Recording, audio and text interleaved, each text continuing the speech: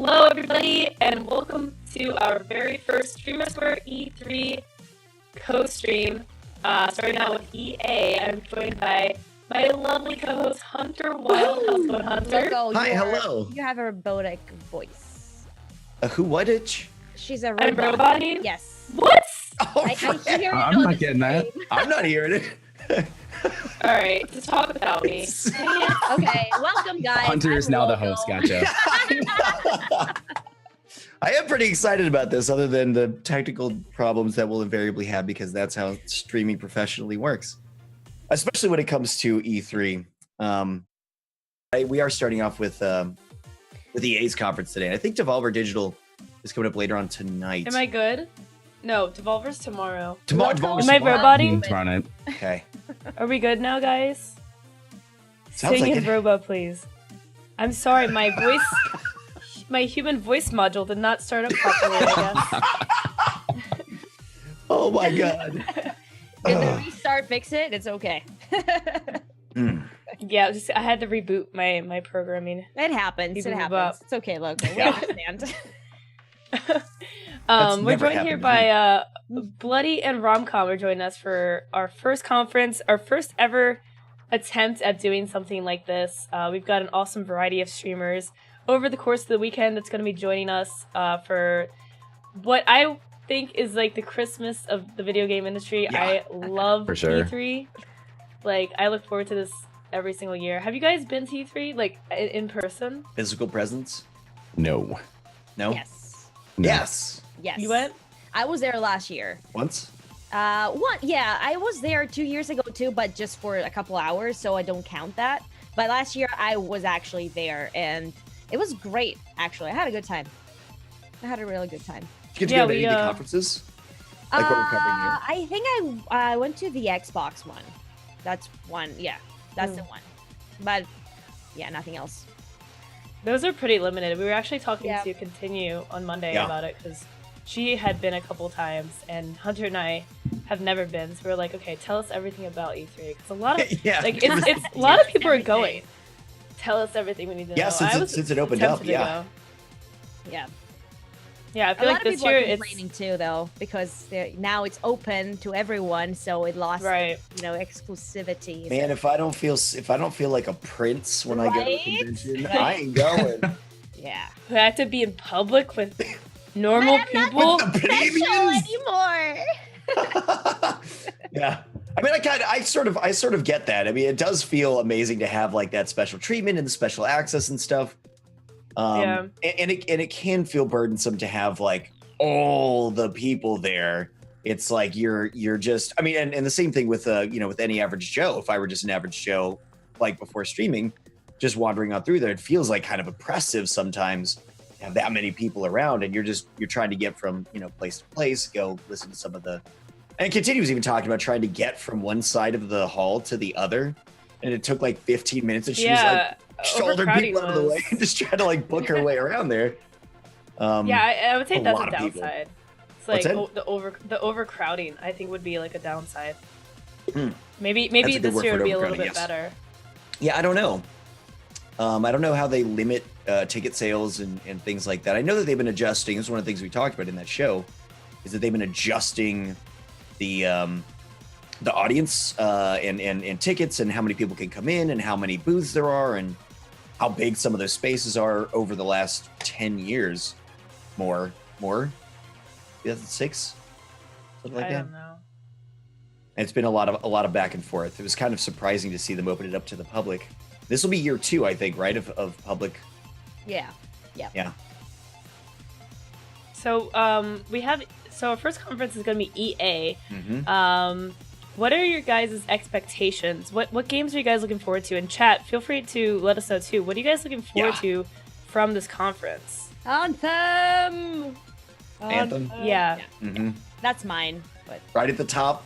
yeah. Do you think that's most people's? No. No. No. I want really? Battlefield. I want to know a lot more about Battlefield, honestly. I'm a big fan, so I want to know more about that. Okay. And I want to hear something about a new Star Wars game. Anything that won't suck. Oh. Yes. You think they will? like hopefully maybe some Accepted? sort of like RPG. I don't know, maybe. They haven't said anything. They have, the rights to it, so maybe Like they'll bring it some old KOTOR type stuff. Yeah, that'd be great. cool. Yeah. That would be awesome, actually. I still have to play It's a pretty KOTOR. good time for it. Like, I tried to stream KOTOR 1 and 2, and it was Mhm. so hard to do that just because they're so outdated, and it was so hard to actually make the games work. I could play them, but streaming them, it was another, like, a whole different thing. Yeah, it would be. So definitely I cool. would be really excited to see KOTOR 3. I would be. Yeah. Yeah. Oh, yeah. It's a really ripe time for it. You know what? That's interesting. I hadn't thought about a Star Wars game, Rom.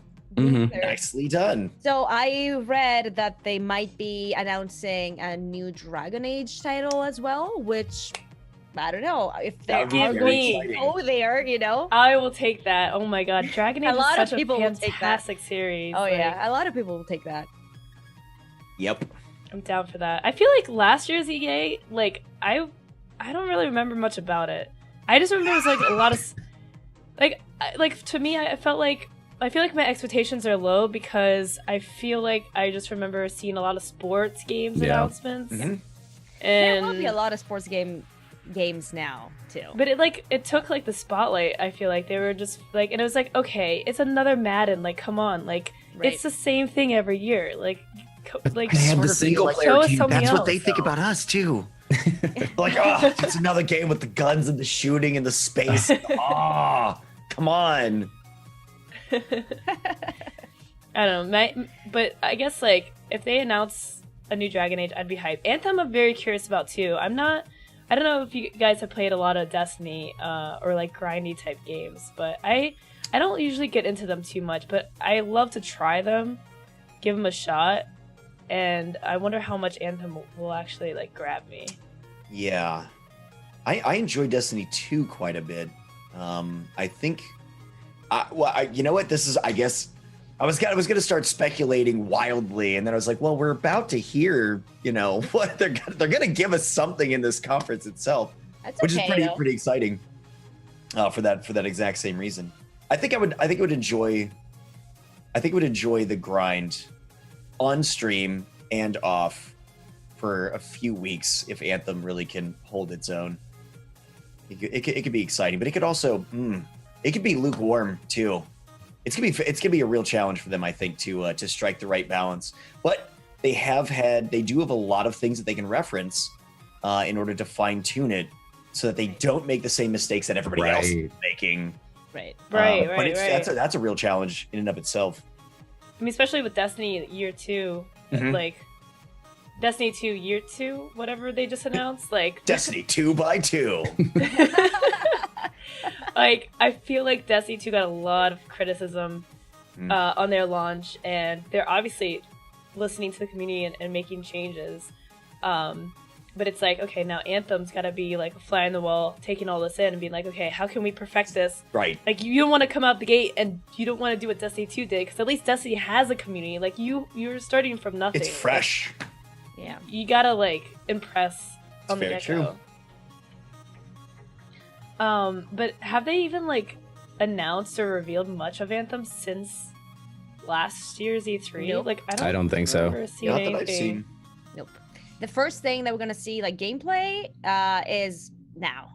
Like they're gonna show some gameplay, actual gameplay of the game. So that's why I'm so hyped. Like I really want to see how it will look like. Look at How their the game Twitter. will be. Because all I know is like, okay, Anthem and 4-player co-op, but we haven't really seen anything. So Yeah, the only news Right. I had heard about it Yeah. was that it was delayed to 2019 for sure. Yeah. Like they were shooting for this Christmas, I think, and then they're just like, no, we're just gonna push it Good. back. So push it back. Good. Yep. When is Yeah, when is the definitely new good. Destiny expansion coming out, or whatever that is? Just did. One just, I think it just did. It's like one that's Isn't there a new one that's like $60 that's coming out? Wasn't that what they just announced? Am I crazy? The Destiny 2 thing? Am I I have wrong, no idea. chat? Chat. Someone back me up. Chat. I don't know. Also, yeah. Oh, September. Forsaken is September. There we go. Yeah, it's like a $60 Destiny expansion. comes out September. Okay. Or Oh, $40 wow. expanson. Oh, so you're saying it was Yeah. announced and it's still okay? So $40 that's still a ways out. expansion? Wow. That's a lot Yeah. of money. That's Yeah. a lot of money. Okay. Well. Yeah. Yikes. So I don't Pretty know. yikes. Yeah. And then Yikes. Battlefield is it Battle? Oh, no, wait. It's Call of Duty that's doing the Battle Royale. Yeah, but we might hear something about Battlefield 1. They've been talking, DICE has been talking about doing a Battle Royale for a while too, so we might hear something about that. But there has been no confirmation from them about doing one. But they began to kind of do one if there was a AAA title to do one. Right. I want to see, like, chat, how many Battle Royale games are going to be announced during the E3 presser? Just during EA, actually. Just for today. In this 45-minute conference, how many EA Battle Royale games are we gonna see? We had we had a questionnaire, and somebody legitimately said at least 6 more Battle Royale games. Is one of the things for they the filled whole out. E3 for the whole E3 though, right? That was their intention. What do you think? Yeah. Overall, like, we're gonna see Battle Royale. Like, first of all, we're gonna see more of Call of Duty and their announcement. And like that I'm already hyped about with their Battle Royale game, but I think we're gonna see, I don't know, it's like the new thing. It's awesome. I love to see new takes on it. I'm a Battle Royale fan. I don't roll my eyes. FIFA Battle Royale. Dragon Age Battle That part is I totally play that. How did that even work though? When they're faking injuries all the time, like you just fake yourself like right off the field. If you fake your So you get 'em injury, on it. then maybe no one will finish you off, and then you get back. Are you like playing dead? You're like rolling around like my toe. It's like you have to up that skill.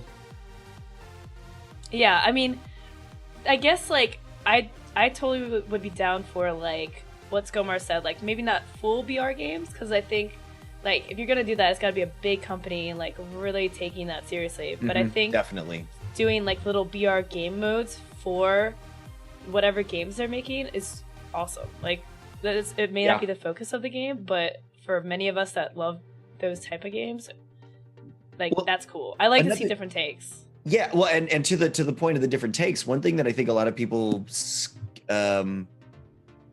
don't consider and skip out on or gloss over is we're all thinking about the way that Battle Royale is kind of just feels copy pasta right now, but you got to think about how this explosion is really fresh. So there's a lot of like, oh, we're gonna try and do what they've done with our own little twist on it, but you can easily expect over the coming years, with it being a massive driver in the industry and the biggest genre out there today, that there's going to be a lot more innovation with that stuff too. There are people out there right now who've not announced anything, who are just working through some ideas like, well, what if we blended these two?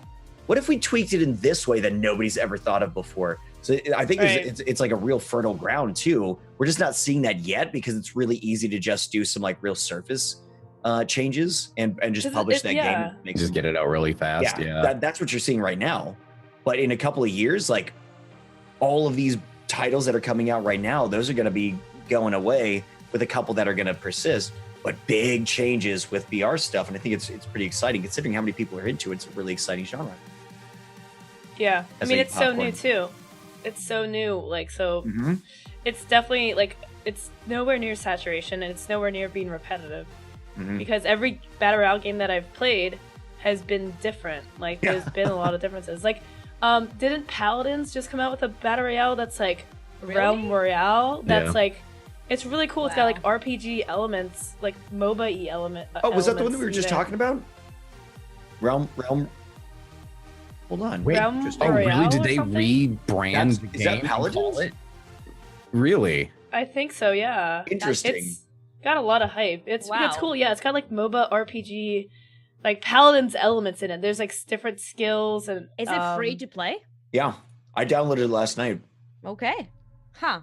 Yeah, I've seen a lot of people talk about it on Twitter, like, oh, I'm gonna be playing this and this, and I'm like, okay, well, like for me, like Paladins, wasn't it the game that was an obvious like ripoff of Overwatch? No. I loved the game when it was first out. Like it was a card-based system. Yeah, it was like a deck builder mixed in with a MOBA, mixed in with a shooter. It was really cool and neat. And then like every couple weeks they'd be like, we scrap this, we're doing something different. Scrap this, we're doing something different. Yeah, it's and like they just kept throwing stuff at the wall, and then everyone's just like, I'm disinterested. I don't even know what you guys are doing anymore. Yeah. Okay. At least that's where I came from. Okay. Yeah. Yeah, I played it a fair amount, off and on, a few times. It was a pretty exciting title with what they were doing. Now I don't know exactly what it is, and they're going in this direction too. It's interesting. Yeah, With the I new mean, a lot title of the big function. streamers were playing it too. Mm-hmm. So it's got a lot of interest. And then there was like that ridiculous one that just came out that's called like, we were just talking about it, the totally accurate. Yeah. Battlegrounds, yeah. That's just Yeah, like totally accurate Battlegrounds. these like wonky stick figures that kind of remind me of like those like really long like balloon things where you blow air into it and they just kind of like wave all over the place, right?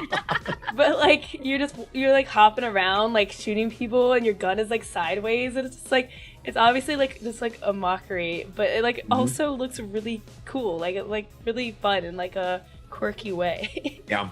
Human full flat meets PUBG. Yeah. See, and I think that's sort of like to the point too, right? Where you've got this like farcical, over the top, clearly self-aware, comedic version of a BR game. Imagine that same kind of stuff in all these different areas, all these different twists. I'd be really excited to see where the genre goes over the next couple of years. Yeah. Indie, But going back to big titles, all of it. going back to EA, so sports games, Yeah, Anthem. definitely. But are we gonna see something new? Because I feel like we're predicting maybe a new Dragon Age. You know, Anthem. But even we've that's heard still about. franchise, right? Yeah, that exactly. So it's like, okay, are we gonna see something different? Mm-hmm. Something brand new, something totally fresh. I mean, Anthem is in that realm, but it was Right. announced. This is not its announcement. It's not. We haven't just been getting leaks. I don't know. I don't know. I feel like we're gonna see just like maybe a lot more reveal of what they've already announced, like with Battlefield. It's so hard to And- keep leaks on lockdown. I sort of feel like if we hadn't heard about it, it probably isn't going to happen. You know, you never know. Maybe they're good. Maybe they got Yeah, they got the leaks on lockdown. Does EA do like an indie game segment on their conferences usually? Can't Indie? remember. It might be brief, if anything, because Yeah. when we talk about like Unravel, like was last year, right? Like they might have a couple that come out that we haven't heard of before, but they usually don't go into a lot of in depth on them. They're like, hey, we're also doing these things, and then it's like, okay, Like Then they smaller studios. yeah, Oh yeah, Way Out. Wait, Oh, doesn't that yeah. come out? What? Away Oh, was wait, last was year. it- That A was Way yeah Out that they came out. announced. It was the Is prison that the game. co-op one? Yeah. Oh, Yeah. right. Yeah, I'm thinking of oh, what's it called? Days Gone or something. That zombie one that's supposed to come out. Mhm. It's not, I don't think it's That EA, one. but What? I Yeah. think that's coming out. I think that's coming out in a few months. This Yeah, year? Way Out. We just got. I think It's so. Sony. Yeah. Yeah, that's a Sony one. That's right. I Right. remember seeing that at the Sony reveal. Which was a great one last year. My goodness. Yeah, We're really excited Sony. for theirs this year. Sony's killing it. I'm excited for Sony's presser too. Like Yeah. they've just done so well. Like Yeah. they've done amazingly well. I'm a fan. I'm in the Sony camp right now. I Microsoft and Xbox, like they need to get their shit together because holy crap, they have done nothing. Like I They're have a little like behind. Mm-hmm. they are really behind and they really need to kill it like for E3. I hope they've just been working on I mean, everything. Sony was lagging behind Microsoft for Xbox and exclusives for two generations, and now they're like popping up and hitting it and nailing it. Like they redirected, they changed it up, and they're getting some fantastic exclusives. I think they really learned their lesson, which is fantastic, which is great by itself because it. I mean, they were never not going to be a player in the game. They were always going to have their own market space, but seeing them really bring the heat, and not just like technically better, like significantly better, like objectively amazing titles. Having that come to the fore makes it should hopefully make it a more competitive space that's only going to be beneficial for us as consumers. With everybody else, hopefully gobbling up. Well, not gobbling up. That sounds a little predatory, but taking in taking in studios that are really competent and capable and have interesting ideas that are going to be maybe breaking some ground, at least pushing some boundaries. And that's invariably going to be good for us. Yeah, there have been so many amazing PlayStation exclusives, like amazing, that make it so worth to actually own a PlayStation right now. Yeah. And it's like you then take a look at Xbox and there's nothing. Like, well, Xbox is also doing the thing where you can play it on Windows too. Exactly. Right.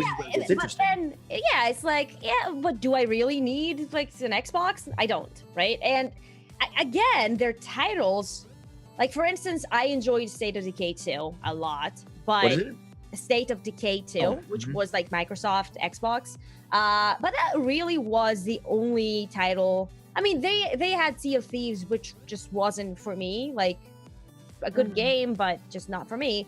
But not something that was like, whoa, that blew my mind, you know? And yeah, Halo was the only thing that they really, you know, had to show for themselves. It's like, okay, Halo. Okay, what else? You know, what, Red Dead? Probably, like the first one. Oh, the first one, was that an Xbox exclusive? I think so. I think so. And it's like, okay, and then what? It's like there's a huge gap, right? And Sony, like PlayStation, has had so many great like masterpieces, right?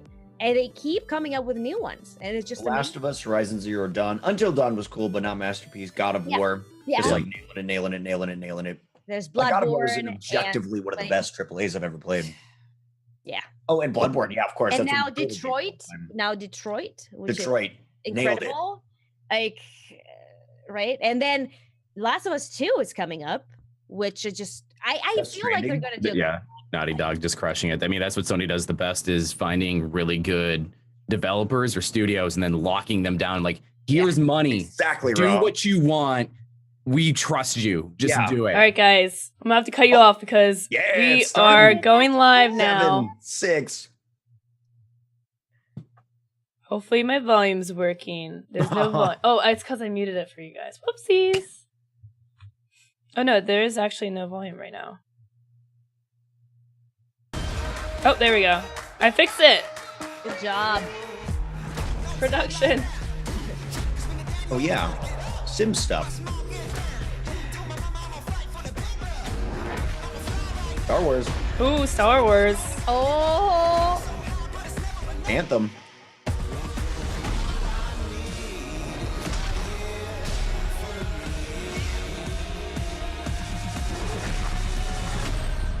a lot of sports. A whole lot of As sports. predicted. So make some money, right? That always confused the hell out of me. Like, oh.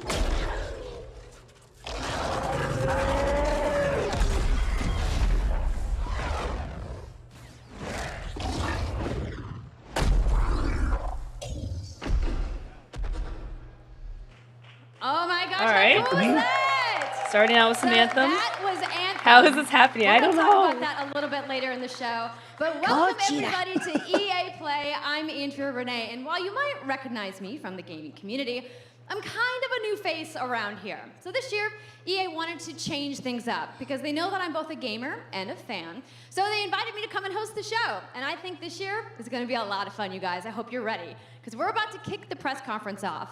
But before we do that, EA Play is more than just the show you're about to watch. Right behind these doors, there is a fan fest outside, and it is huge this year. It's a full 3-day gaming festival where thousands of gamers can come and play games for free. Now, inside the theater here, there are hundreds of community members from all over the world who are going to be capturing, streaming, and getting their first impressions of the games that we're going to be showing off here today. But before we can get to that, we've got some reveals, of course. We're going to kick things off with a look at Battlefield 5 multiplayer. Now, I know Trevor Noah gave you the first look. Yeah, we can clap it up. Last month, but we've got some new stuff to show you today. That's always an Then we're awkward gonna move on to moment. FIFA Yeah, I know, it's like- 19, and You boy, can't do it we right. have Not some excited? big news, you guys. Any World Cup fans? You guys excited? Yeah. It's gonna be awesome. Yeah, no. Then we've got 2 new indie games to share, and then I'm going to come back towards the end of the show Okay. with some of my favorite developers to give you guys a nice, meaty look at Anthem. Nice. And of And course, at the end, okay. Meaty. yeah, we got the woos for Anthem. I'm into it. You want to do this with me? What? Well, wouldn't it be fun, you guys, if I told you all the secrets at once, right? Well, give him a break. He needs to just enjoy the show. What? Is this So just awkward. random guy? Let's get things started. Battlefield Royale. I guess instead of BR, it'd be BFR. Yeah, I guess so.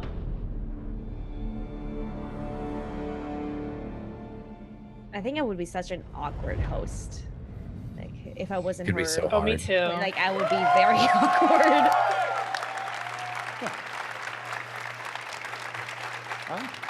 Guys, hair is amazing. It's time to kick this thing off. It's been 2 weeks since the reveal of Battlefield 5. And you know what?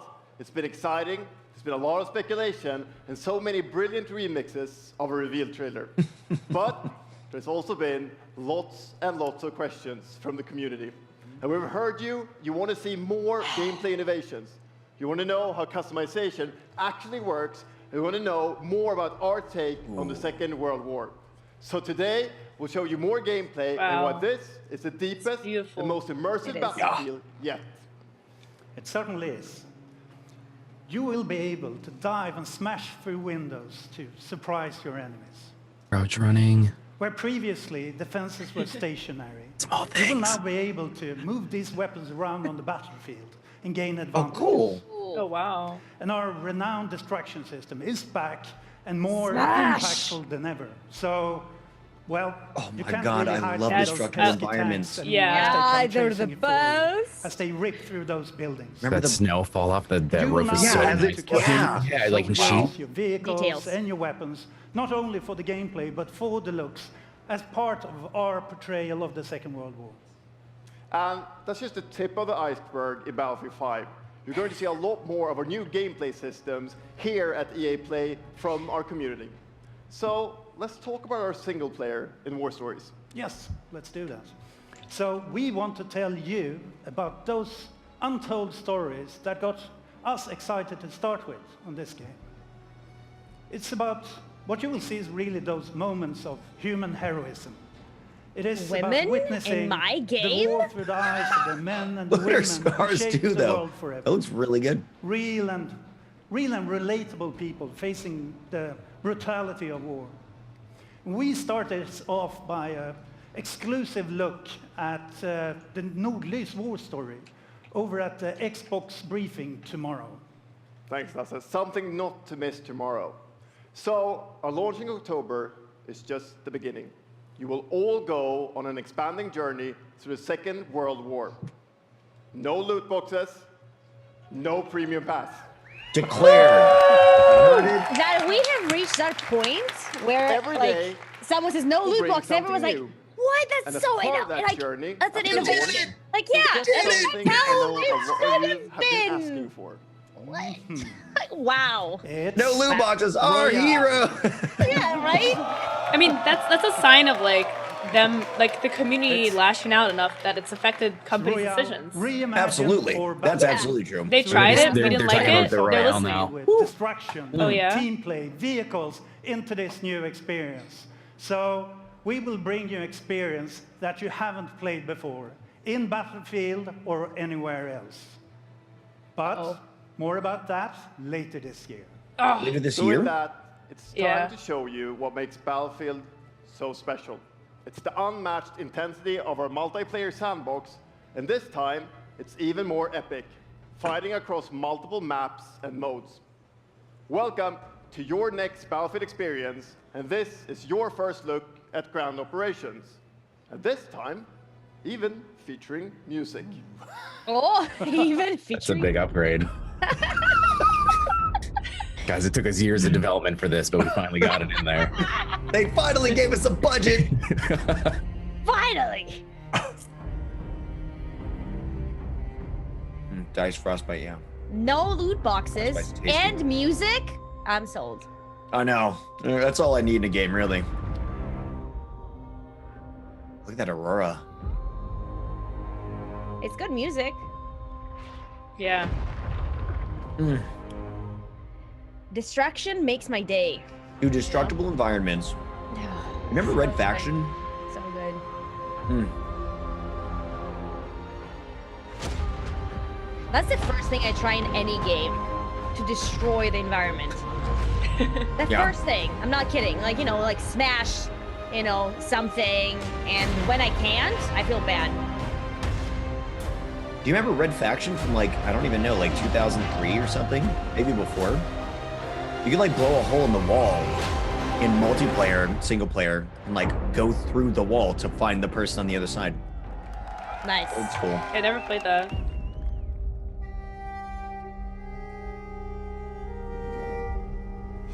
Ikke en dråpe. Jeg elsker deg.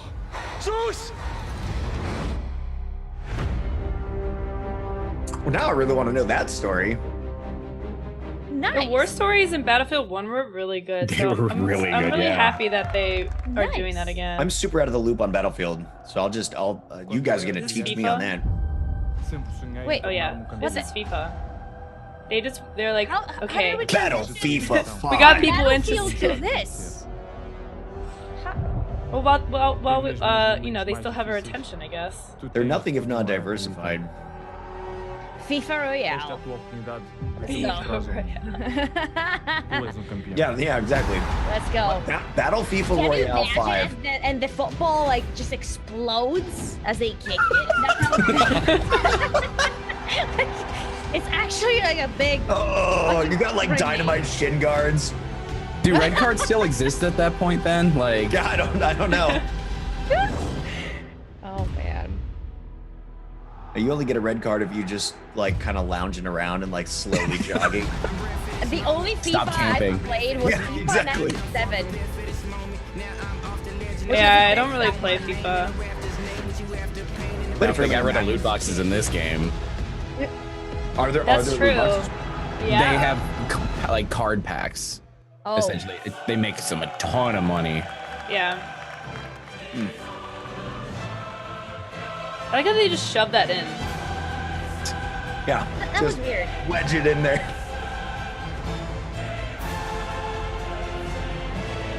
Very dramatic. Yeah. Oh wow. They have the actual cup.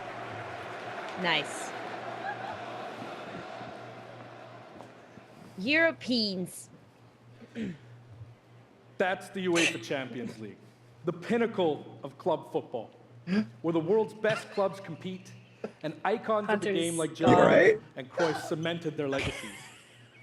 The world's biggest league joins the world's game. And a Look, special I'm European, thanks to the okay? legendary Hans Zimmer I can say and those LA's things. own Vince Staples for collaborating with us on the trailer. And I really love the trailer because it captures our epic vision for how the Champions League comes to life in FIFA 19. And Lena's going to tell you a little bit more about that. As Aaron said, the UEFA Champions League is an amazing addition for the game. It's where football's biggest heroes like Ronaldo and Neymar clash every year. And it's the place where champions rise. Cry And you've some been asking more, for this Ronaldo. for Cry a long some more. time, and we are thrilled that it's here. And that's why we're bringing the Champions League I dislike across him. the game. There'll be an authentic Champions League tournament mode. Your club will chase this trophy in career mode. Alex Hunter will pursue Champions League glory in your story mode, The Journey, and in FIFA Ultimate Team, there'll be live and authentic Champions League content.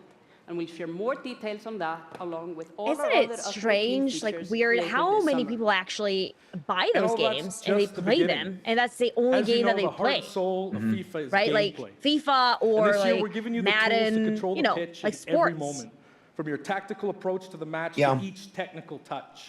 Well, And we know It's ridiculous. It's enough for them to make a new one every year. Every year, right? Yeah. Like, Every above year. each one of those titles, those Yeah. franchises are It's with crazy. input from our ubiquitous community. and From hands-on massive. tests with beginners to detailed feedback sessions with FIFA pros. And we're going to be I sharing think this a lot one- more I about think that's gameplay throughout the less summer, but what I can surprising tell to you me right than now all the other is that the games. quality bar in gameplay was raised yet again this year. So we look forward to everybody experiencing the game on the hands-on sessions this week. And also, of course, we're extremely excited for everybody to play it when we launch on I September hope this 28th. FIFA presentation is at least 50 minutes. And that's our FIFA 19 news, At headlined by least. the UEFA Champions League. But I just wanted to take a minute to pause and reflect. Standing next to this trophy is a little bit surreal. You know, growing up, there's 2 iconic trophies that every young player dreams of winning. Is he gonna tear And up? for your club, Probably. it's this one, the pursuit of Champions League glory. But for your country, it's this trophy, Yeah. the World Cup. Well, rip US. And with the tournament starting in just 5 days, we're excited for the world to compete for it. Why? in FIFA US 18. is not. They're not in it. As you In can the world? imagine, all of us on the They're not in the FIFA world. team can't wait for the start of the World Cup. You're just And we want bad to celebrate at football. with FIFA Like the 18 actual football, players, which not is why soccer. we've just updated the game with Soccer. a free World Soccer. Cup experience on PlayStation 4, Xbox One, Say I that mean, with Brazil such isn't disdain. in it or PC, something and either. Nintendo Switch. Really? But you can Yeah. take Ronaldo and Portugal to their first World Cup victory. Or you can write your own story with some great nations who didn't qualify this year. Or you can make a crazy dream a reality for your home country, like mine, Iceland. Who would have thought that a nation of only 350,000 people would ever qualify? What? And you can That's feel awesome. their excitement. I'll cheer for them. Yeah. You're not clapping in rhythm. I mean, it's hard to get thousands of people to Apologies to clap any at the same No, England fans time. thousands. in the Like room the, that the might still players stink. were like bop, and then the other one was like, what? And Lena isn't the only one who's They don't use their upset. hands a whole lot in that FIFA sport. They don't know how to 18 do players it are loving the properly. experience. Yeah. No But hand we don't want to stop coordination. there. Yeah. We want to invite everyone to come and join the celebration. So I'm pleased to Oh, announce Italy? that for a limited time, FIFA 18 complete with the entire World Cup experience is available for a free trial on PlayStation 4, Ronaldo, the and poster Xbox child, One, and on Jesus. PC through Origin Access. Why? Yeah, Why do you can hate download and play Ronaldo? the He entire sucks. game right Are now you kidding? for He free. sucks. But one of don't the know anything. greatest players. He's a crybaby. They Yeah. all are. He's a That's what douchebag. playing football So to is kick off the about. trial, No. we've got some of the world's biggest creators who are going to be playing live at the end of the show, representing their nations in a little mini World Cup tournament. And this summer will bring so much more for Yeah, FIFA well. fans. Plenty of FIFA 18 content centered around the World Cup, and we'll bring you all the details on FIFA 19. But in the meantime, let's all enjoy the World Cup. Thank you, and auf from Island! Wow. Okay. Okay, yeah, right. Yeah. I'm down. That was way too much soccer. Can I know This more about presentation. Battlefield now? Like after that weird transition? Like, Was this longer than Battlefield? I think this may have been Was longer than this not Battlefield. Battlefield? What is happening? Ah.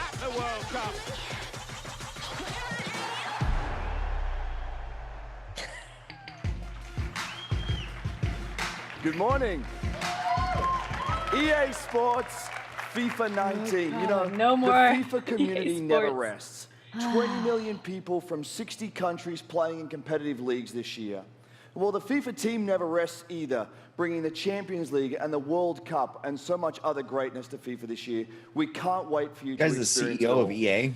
We've got so much to do here Heck today. yeah. Why is he so but I pretty? want to welcome Right. you to Did you just EA buy Play. that body? Our third EA Play Yeah. and our Yep. second one in Hollywood, and we couldn't be more excited You to could have That's a probably afford motivation it. for me to work share harder. all the games that we have to show you. If you work at We've got EA, lots to they do, buy you a new but body. before we move on, I'd like to share Got just in a a couple loot of box. things. The greatest disruption to the consumption of entertainment Chat's- media in the chat's last joke. 5 No, I years can't take is claim. the combination I just read of chat. streaming God. plus subscription. As It's an consumers, Android. watching movies, watching TV, listening good to one, music, chat. Good one, reading chat. books has never been Good easier. job. And we believe that disruption is going to be have a profound impact on our industry in the next few years. And so over the last couple of weeks, you will have seen that we announced a new team from Israel has joined Electronic Arts to help our investment. I mean, to he extend looks our like he's an thinking and Android, extend our right? He's too pioneering perfect. into That's what I'm the saying. He does look cloud-based young. world. He's too pretty. For many Too people, pretty. With that means accent too, extending the please. experiences they already play on our partner Yeah, platforms. stop it. Like, come And on. he's For rich. others, It's All going right. to mean new games and Right? new modalities of play Like, across a whole on. variety of platforms. But for everyone, it's going to mean playing games anywhere, anytime. So this week, we've got a tech demo running. Inside all was of our great. games So what is this, like some streaming sort of, like, in mobile from the streaming? cloud Yeah. To multiple devices that New you're able to Connor try out for model. yourselves. Now, it's not quite ready for full market prime time yet, but it is a promise of what we hope to This is bring like you a in the switch future. for. The second Yeah. part of that, of course, is subscription. I don't And we know. started EA? I don't get subscription a it. number of years ago. Well, it's and like you many hook your phone millions of into them it and you have like signed up just stream and it from experienced whatever the you're joy playing. It of looks being like. able to have full access Ubisoft to a did great say catalog of games. that they're saying after this next Today, console we're generation, we're just going to do announcing streaming from Origin then Access on. Premier. Yeah, it's a pretty obvious So 3 things you direction. need to know about it. Unavoidable. Origin Access Premier will bring you Especially all of with our the, new PC games, starting with Madden NFL. Massive back amount on of the PC for the first time in cloud-based over a decade. and subscription-based stuff that everybody's doing. Everybody from Then Microsoft FIFA to 19, game publishers. Battlefield 5, and of course Anthem.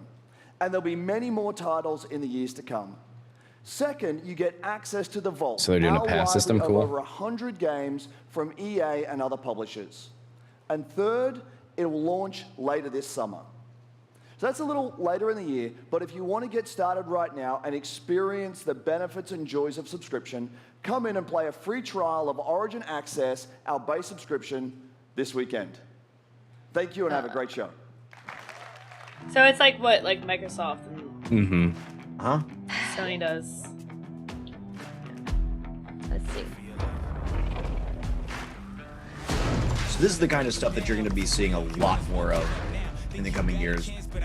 Lowco, Subscription can you models? Yeah, volume of absolutely. the conference a bit? Conference is quiet. You guys think the conference is too quiet? Looks good on my end, but you guys let me know. I know.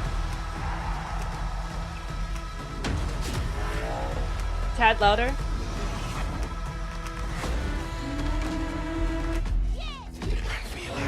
Dragon Age. All right. Louder. It's been louded.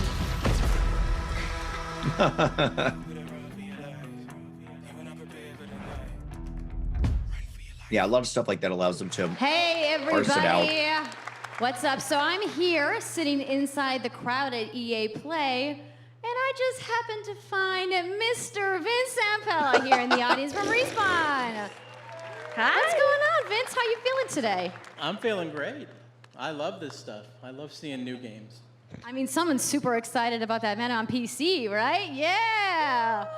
So, you guys may have seen that Vince was tweeting yesterday, Any harder? and there has been a bunch of speculation. I have so, severe you wanna just secondhand get right to embarrassment it? right now. Sure. I mean, we're not ready to show all of our stuff yet. We're working on a bunch of stuff. It's amazing. The teams are kicking ass. But we wanted to bring a little tidbit. So we've been working with Lucas on getting the name and kind of the setting for what our Star Wars game is going to be, and we're going to talk about it right now. Oh, you guys got any Ooh. guesses? I bet you the internet is going wild Yes, right now. Romcomm nailed it. I hope so. So the Star Wars name is Jedi Fallen Order. Woo! So That's Star got me Wars intrigued. Jedi Fallen Order. Yeah, so it kind of gives you some idea that you'll be playing a Jedi. A little bit. So does that mean I get to like I hold want the to play as a lightsaber? Jedi. Yeah, I want to play as an android. Come on. It's all the rage right now. What is happening? So Vince, you got anything else? Well, it takes place during the dark times. Trying to be a little vague here, but when the Jedis are being hunted, so it's going to be expected. Yeah, see, that's cool. When you're the For all underdog as the like, Jedi, it's always hardcore going to be nerds good. out there who want to know like where in the timeline, like between which episodes is it? Between 3 and 4. Okay, all right, between 3 and 4. That sounds like a nice time. Got it? Any other tidbits? It's not a nice. It's a dark Nice time. bad time. Does that mean it's gonna just be all dark and serious? It's amazing. All right, so I think people are now anxiously want to know, like, when can we play the game? It will be holiday of next year, 2019, 2019. not this year. Sorry to dash any hopes. No. But now that we know, we can set expectations. We're all going to be amped up, and hopefully we'll hear more from you maybe next year. Oh, yeah. Well, Vince, it was great to see you. Thanks for stopping by the show today. We do have a little bit more news on Star Wars, so I'm going to toss it over to Dennis. Dennis? More Star Wars. It sounds like a nice time. No, it's a dark time. Hello, It's not a nice time. my name is Dennis. I work at DICE in Hi, Dennis. Stockholm on Star Wars Oh, he Battlefront looks like 2. Willem Dafoe. What the fuck? I'm really happy and excited to be He's got here a bit of- today. No, he So thank you doesn't. so He's got a much touch for of the hanging out with me Dafoes. for a little bit. So He we does. launched our game in November of last year. Maybe a and hobo clearly Defoe. we didn't get it Come on, quite he right. does. Are you kidding? So William instead of coming out of the Hobo. gate sprinting like we really wanted to, we had to take a step back He and looks like make Willem sure Dafoe. that we were delivering the game that our players really wanted. So we decided to completely overhaul our progression system and add a bunch of new character cosmetics for players to collect instead. So from there, we added a new hunt mode inspired by the original Battlefront games that I loved personally, starting with the Ewoks on Endor. And Ooh. Oh, thank you. looks like a nice time. It turned out to be by far the most popular update of the game, and the team loved building Ewok Hunt. That sounds So, cool. as you might know, we're currently in our Han Solo season with content from the movie coming next week. It's headlined by Nice. the new planet Kessel, a really dangerous place, and it features the return of one of our favorite modes, Extraction. Looks pretty. So looking forward a little bit, this summer we will be introducing a new squad system to the game, which will allow you to team up much easier and play with your friends. We're also adding a new starfighter mode focused around dogfighting with your hero ships. And looking ahead a little bit more, we will also be delivering a new large-scale multiplayer sandbox experience focused around capturing command posts and attacking and taking out capital ships. But that's not They all. balance teams, that's good. We know That'll be good. that you have been asking for new heroes, villains, and planets from a certain era that features a very iconic Star Wars conflict. So I'm excited to confirm that Battlefront 2 this year will be going deep into the Clone Wars. Nice. Well, Ron, All you kind right. of got your. That's awesome. It's only fitting Wish. that we begin on the planet Geonosis, featuring This wasn't my wish. The other game was my wish. This is including just the like, largest level we have remember ever Battlefront? built No, for neither do Battlefront. we, but here you go. We got to promote it somehow. So let's talk about the heroes and villains. They've done a lot. First, They've added a let lot me of content. introduce to They Battlefront. have. the most powerful droid, the leader of the most powerful droid army in the galaxy, General Grievous. And yes, he will be going up against my own personal favorite, Jedi Master Obi-Wan Kenobi, Nice. finally making his debut in Battlefront after all these years. So, but we're not done. That's not it. They will not come alone. Joining them is the Dark Lord and leader of the Separatist Alliance, Count Dooku, as well as someone to bring balance to the Force, Jar Jar, oh my Obi-Wan's God. unruly Padawan, Anakin Skywalker. Oh, okay. The team at home is Young Anakin. extremely excited to be building all of Can these he be like cool the child things. version? EA Right. and DICE are Like committed he to plays like Battlefront. Yoda, but like We had a rough Anakin. start, but I really think that this game has a bright future. Thank you very much for playing the game, providing us with your feedback, talking to us. Together, we will make this the greatest game that we can possibly build. There would be no Battlefront without you. So thank you, may the Force be with you, and enjoy the rest of E3. Thanks. Oh, that's That's pretty they good. like they've really worked hard to like appease the community. Yeah. Yeah. For some, they probably had no control over right away, too, a little bit with the. Obviously, yeah. For sure. Oh, here's Unraveled. Unraveled? I never got to play the first one Me neither. because it was a little flat in the directory. But I'd be really excited to actually get in on the second one. It looked really fun, and I love cute stuff.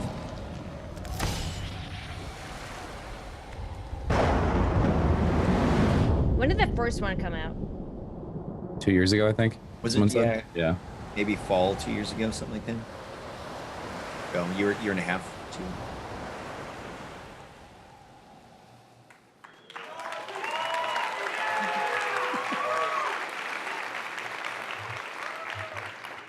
Hi, it's really good to see you.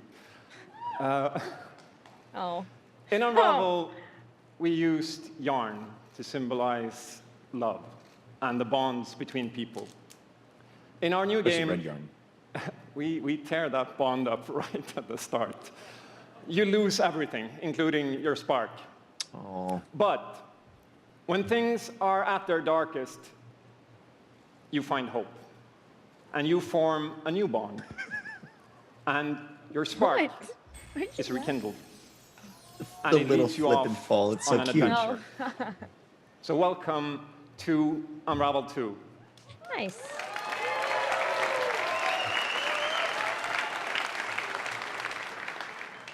It's a game about fresh starts and second chances.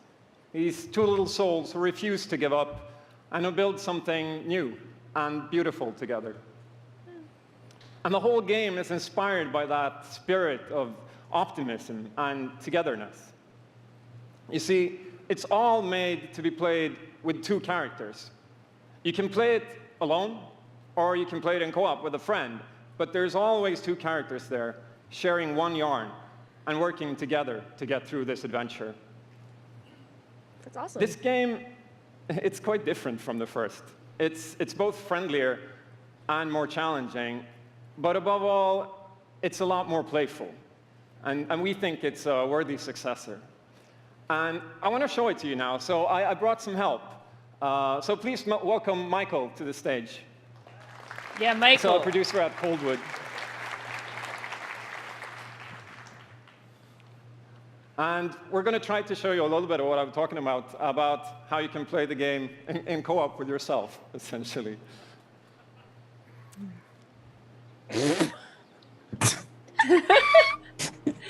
God, the awkwardness. So this wasn't prepared. Oh, there we are. God. Oh, So when you're that's playing so it by yourself, you cute. can essentially pick up the other character and carry them along through the more fast-paced segments of the game. And we actually tried to include a bit more of those because we figured that since it's a co-op game, we wanted to have more frick? like thrill and danger This and looks kind of wow moments. really pretty. Oh, places yeah. that were, like, Graphical fun quality. and exciting. Whoa. Did you guys play Little Big Planet? No. I never did, no. I don't think so. And then when you get to the more puzzly areas brilliant, like this, which is when you're part of what's got me problem-solving, excited about this. you can split apart into two and switch back and forth between the two characters. Jeff Hazmat was because that's how we've essentially designed all the problems and puzzles of the game, that you're always working together and helping each other out and utilizing this bond between you to overcome any obstacle that you come across. I like that. Mm-hmm. So I guess I'll jump in at this. Yeah, come join me. So I'm gonna be the red one. Yeah. Okay. You'll be the blue one. I'll be blue. A little celebratory flip there. So we didn't get to see it, but was that a fluid addition of another character? And the bird is So back. it was one person playing, trading Right. out between Yeah, the two. Yeah, I mean, looks like it it. seemed like I that. just like tagged in, and now they're both playing Yep. Playing it safe. without any menu or anything. Yep. That's I'll cool. swing. All right. Yep. Well, they're local too. Yeah. I don't know I'll if catch it's you. only local co-op for this game. Not sure. One of my teammates is going to be my neighbor here soon, so Can I got the swing now? local Okay, you go ahead. couch co-op. Nice. Couch co-op is such a great Okay, this is the scary experience. part. Honestly. I don't have real miss that. friends. I was gonna say, and also a lost experience too. Yeah. Right? Like I remember growing up, like playing games with my brother, like split screen and everything, and it was such a good experience, man. Like all I hated life it. is Well Yeah, me good. too. You did? Are you kidding? Yeah. Dude, my Why? brother would always cheat and look Okay, at my screen I'll and go kill up me and distract in the like ground gold Sneak up member. here. I was an only child, and the Someone is person that I salty. played with the most was just an Okay, asshole. your turn. Yeah. Look at me. So, yeah, not exactly the best Keep him up with the experience. last. But as an adult, it's entirely different. All right. Words are Goldfinger. weird. Gold. What? Goldeneye. Dang it, whatever. Oh my god. Gold member, whatever. Old member? Oh Goldeneye. my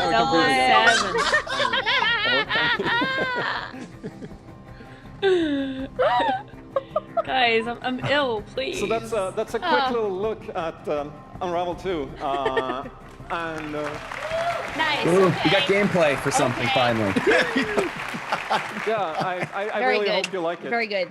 And before I go, I just want to send some love to the team back home because working on this game has been a completely amazing team effort on so many levels, and everybody has worked so hard. So there's a bunch of us from Coldwood here, and thank you to those, and thank you to everybody back home, and thank you. Love you. Is his family? I always get so emotional. This guy's cute. They get emotional. Man.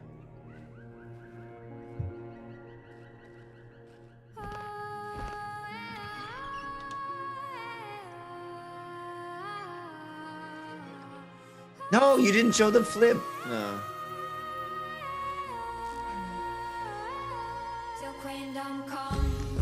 Oh, the music.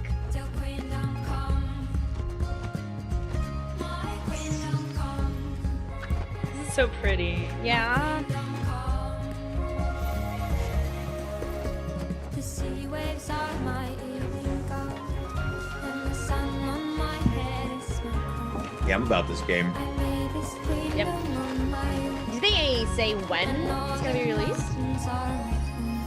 I didn't hear it.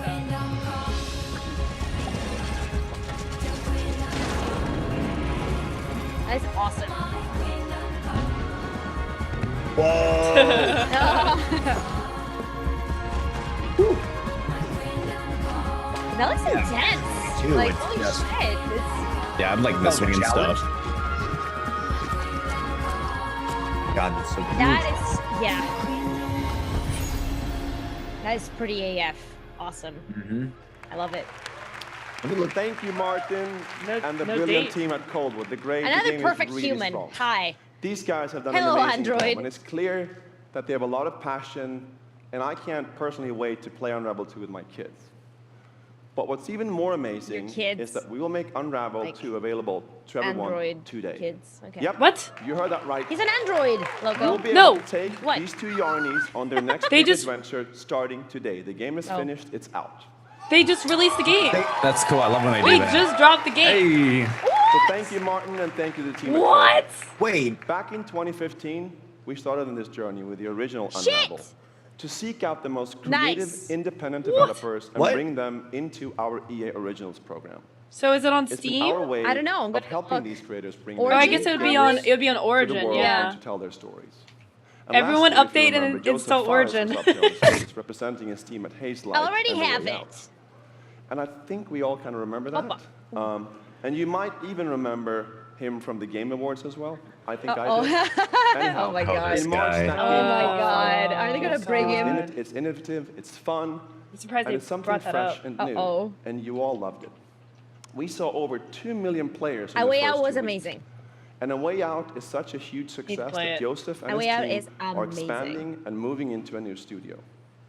So stories like this drive our industry, and it's why we will continue to work with independent developers to help them realize their dreams. Which leads us to our next EA Originals title, from a little game studio in Berlin I only see called Joe My Unravel Games. on Origin, When I not met 2. this team and I saw the game, I was instantly drawn to how personal this story was. It's one that carries a very powerful and important message. And it's unlike anything we have ever done. Weird. So please welcome Connie Gepper to the stage from Joe My Games to tell you more about Sea of Solitude. Sea of Solitude. Okay. Thank you, Patrick. She's nervous. She's so nervous. I still remember during the pitch how enthusiastic Patrick was, and that afterwards, like our whole team, including me, were super excited. It actually feels a little bit the same right now. I'm pretty excited, maybe a little too excited.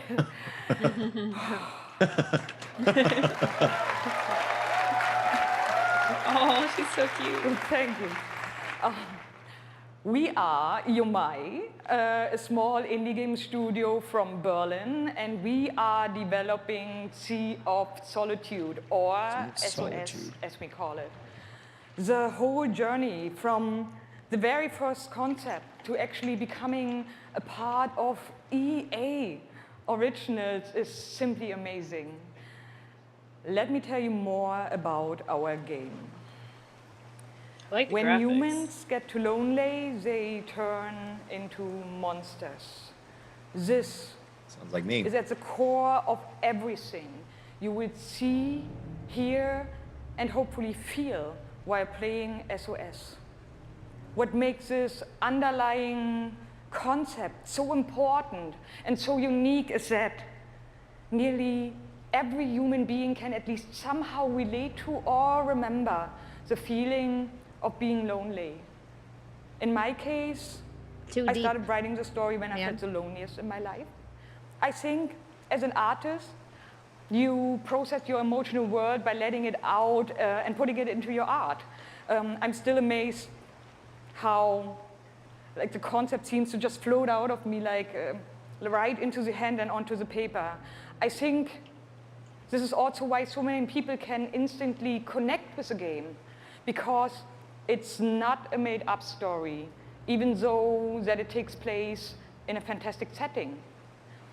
In SOS, we try to show how people experience different kinds of loneliness, but also how outsiders, friends, and families see those who struggle. We achieve all this in playful ways so that players who wants to simply enjoy a fantastic experience can do so. But player who wants to look a bit deeper can reveal a whole emotional world beneath it all. Sea of Solitude is about a young woman named Kay who is suffering from such strong loneliness that her inner feeling, the darkness, the anger, the hopelessness, worthlessness, turns to the outside and she becomes a monster. The game is about finding out why this happened to her, but also how to turn her back into a human. Oof. Ultimately, the goal is to bring all those emotions into balance. Some needs to become bigger, some would be better off a little smaller, but to embrace even your destructive part or your self-doubt in the same way you embrace your joy or your hope. This is what being human is all about. And that's what our game is all about. Thank you. I am all about Aw, she's so cute. Yeah. Yep. This would be my jam. Yeah. This world that I live in is empty and cold. The loneliness cuts me and tortures my soul. Wow. I'm no child of destiny and no fortune's son. I've just chased you so long now. I'm too weak to Oh run. god, that's scary. Yep. A new day is here, but nothing is new. Alone in my room, I tremble for you. That looks great. I already think this is a Does. brilliant game. That looks Likewise. great. Playable embodiment That of loneliness reminds and me- loneliness together too. That reminds me of Inside somehow. Like, I don't know. Yeah, Right? I'm with you on that. Holy I love shit. that the acronym is SOS as Come well. on, don't ruin this now. More sports after this? Like, Dude, oh, I know. Jesus. That looks a little too scary for me. I don't know, but it looks really good. I'm gonna play the shit out of this game. Wow. Oh yeah, NBA, yeah, for sure. Can't wait. Yeah, NBA, it's a jam. Is this gonna be like next year's St. Jude? Like your 30K goal is like Play NBA. I'll play a sports game. Great idea. Yeah. Someone's like sports. Just remember though, wherever you call home. I'm curious though, like the people who like sports games, like That's why I are signed they up for even this. watching the conference though? I actively play and stream a lot of sports games. Yeah? Yeah. Awesome. What do you play? I played a lot of stuff on stream, like UFC. I played the Madden, had a single player last year. I played NBA before. I played a lot of them. Nice. But would you watch like the EA conference for the sports games? Hell no. You know what they're Hell no. announcing. It's not like they're doing anything new. I'm there That's for my the dumb career mode. Novelty. Yeah. That's what I'm about. But yeah, I'm not there like, yeah, dude, let's play Madden every week. Let's get that league going. And here he is now in his first championship. I love having leagues. Like play with my friends. Yeah. Solo, I can't. I don't want to keep up. Yeah. I don't mind sports games for people that like sports games, but I'm just wondering if they even care about. Like, I just don't see the point of putting it in the conference. Isn't it though, like, a lot of this is also for investors and stuff like that as well, right? To, like, show them what's going on. Like, hey, this Madden has a new button in it or something, you know? Yeah, that's true. A new button. Wow. Bring back the truck stick, all right? I want it. I think they have it. Oh, my God. Yeah, just like all these little incremental, like this Madden will track your eye movements. That'd be kind of cool, actually. I mean, it would. I have, like, I know 0 things about Madden, and it's football, right? Like, American football? Is it? Okay, like, I know 0 things. Okay. Like, hi, everybody. I'm Juju Smith-Schuster from the Pittsburgh Steelers. If there's one thing you need to know, it's that EA, when the first time you play Madden, they put your phone number on your I screen like that a lot. when you have to sign in for the privacy thing. Madden champion. Love Madden. Thank Give it you. up for young kid, y'all. that's a fucking yikes For for me, real? dog. Yeah, they put my phone number right on the screen. Like, hey, do you want us to text you? No. Nice. Young kid. Yeah. Do you want everyone else to text you? Yeah. Well, I did not, but now I mean, probably will. I've always been a competitor. When I was in high school, I was playing baseball. I hurt my arm. So then I picked up Madden, and at first, I was really bad. I was getting blown out online, but I kept at it. I put more and more time into it. Eventually, I made my first tournament, but I had a big decision. It was the same time as my graduation. Wow. Okay. So the key to be pants the are number 1 gorgeous. player in Madden is to hurt your arm in jacket? baseball. And I like the jacket, the shoes. That's number 1. Number 2. With all that You detail said in between. You had the decision to go to your graduation or go to the tournament. So, like, what did you do? I chased that money. I still got my diploma, but I chased that money. Chase that money. There you go. I We're get out that. chasing money. EA teaching That's kids awesome. to drop out of Okay, school. Now the past 2, No, the he past said 2 he's years, still- how know, has he it been didn't for you? drop I know out. you had some ups and downs. I didn't It's been walk tough. for my I've had a lot of graduation. devastating losses. College I've been graduation. so Is he close talking about high to my school? times. I made the final on Yeah, I TV think and so, got yeah. blown out. I don't know how All old he those is. losses made me gain a lot of mental toughness, and that's how I Looks got this 12. belt. That's awesome. That belt is so amazing. There's a lot of, bling on that belt for you. Well, today, EA Play, first look at the Madden 19 trailer. Super excited. It's going to be so fun. It's lit. I honestly wish I can stay right here and talk to you guys forever. Please bring I'm not back gonna long force you guys. shot. We're going to go out. I'm going to try to take this belt, round What's that? 2. So we're out. They made it Out last there. year. They had a telltale just took version that guy's of prize? the story mode to it. What, for real? Yeah. Yeah. Stolen. That's it. You've worked your whole life to get to moments It was like really, really corny and bad. Oh, really? Oh, I think that could be really cool. If you did it right. You battled through the pain Sparks. and failure, all just to get to this place where you've been told legends are born. You fall so you can rise, and you rise so that you can truly see that it was really never about reaching the end of the road at all. This is way too dramatic for a football game. But Right? all the moments that got you here.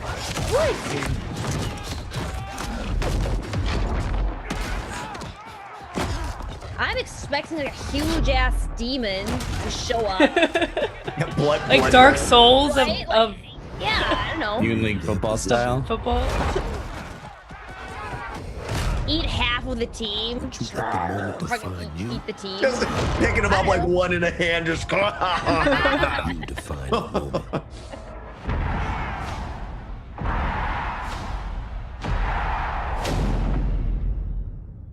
Okay, so my thing is, if I own Madden 18, how would I be convinced to buy Madden 19? They didn't list a single difference. But I mean, They that's don't have the thing. to though. Yeah. Yeah, the thing is, if you own Madden Hello, 18, it was ladies and because you gentlemen. I'm owned Nick 17 and Denny's, 16 and That's why I 15. stopped buying them. Redwood It was Studios just ridiculous. General Manager But like you said Michael before, it's Martinez. like some of these people, it might be the only game that they buy, so they're just going to buy into it again. So absolutely. Updated rosters, updated, like, you don't need a $60 game for a new roster, though. They could easily just update the roster. I couldn't agree more. Bucks off of it. Sure thing. The objective is straightforward. Destroy the opponent's base to win. Unit control, super simple. Just tap the destination, unit automatically moves there. The most efficient way to destroy the opponent's base is with this giant nuclear missile in the center of the map. What is this game? Control the missile by standing on a majority of the control points. A bar fills up while the missile is possessed. Whoever controls the missile when the bar fills up will fire the missile. It looks EA Mobile. Takes 2 missiles to destroy the enemy's base and win. That's it. Sounds great, Michael. Well, enough talking about it. Let's get to this match. Absolutely. All right, ladies and gentlemen, we have an awesome matchup lined up for you here today. Fighting for the blue side of the room. If you could please give a cheer for one of the most formidable RTS players there is. Make some noise for In Control. Oh, Jeff. Yes. I like that guy. Nice. Yeah, he's nice. His wife's okay too. His opponent, fighting she's for aight. the red side of the room, a competitive mobile gaming phenomenon. She's awesome. Please join me in welcoming to the stage Nick at Night. Nick at Night?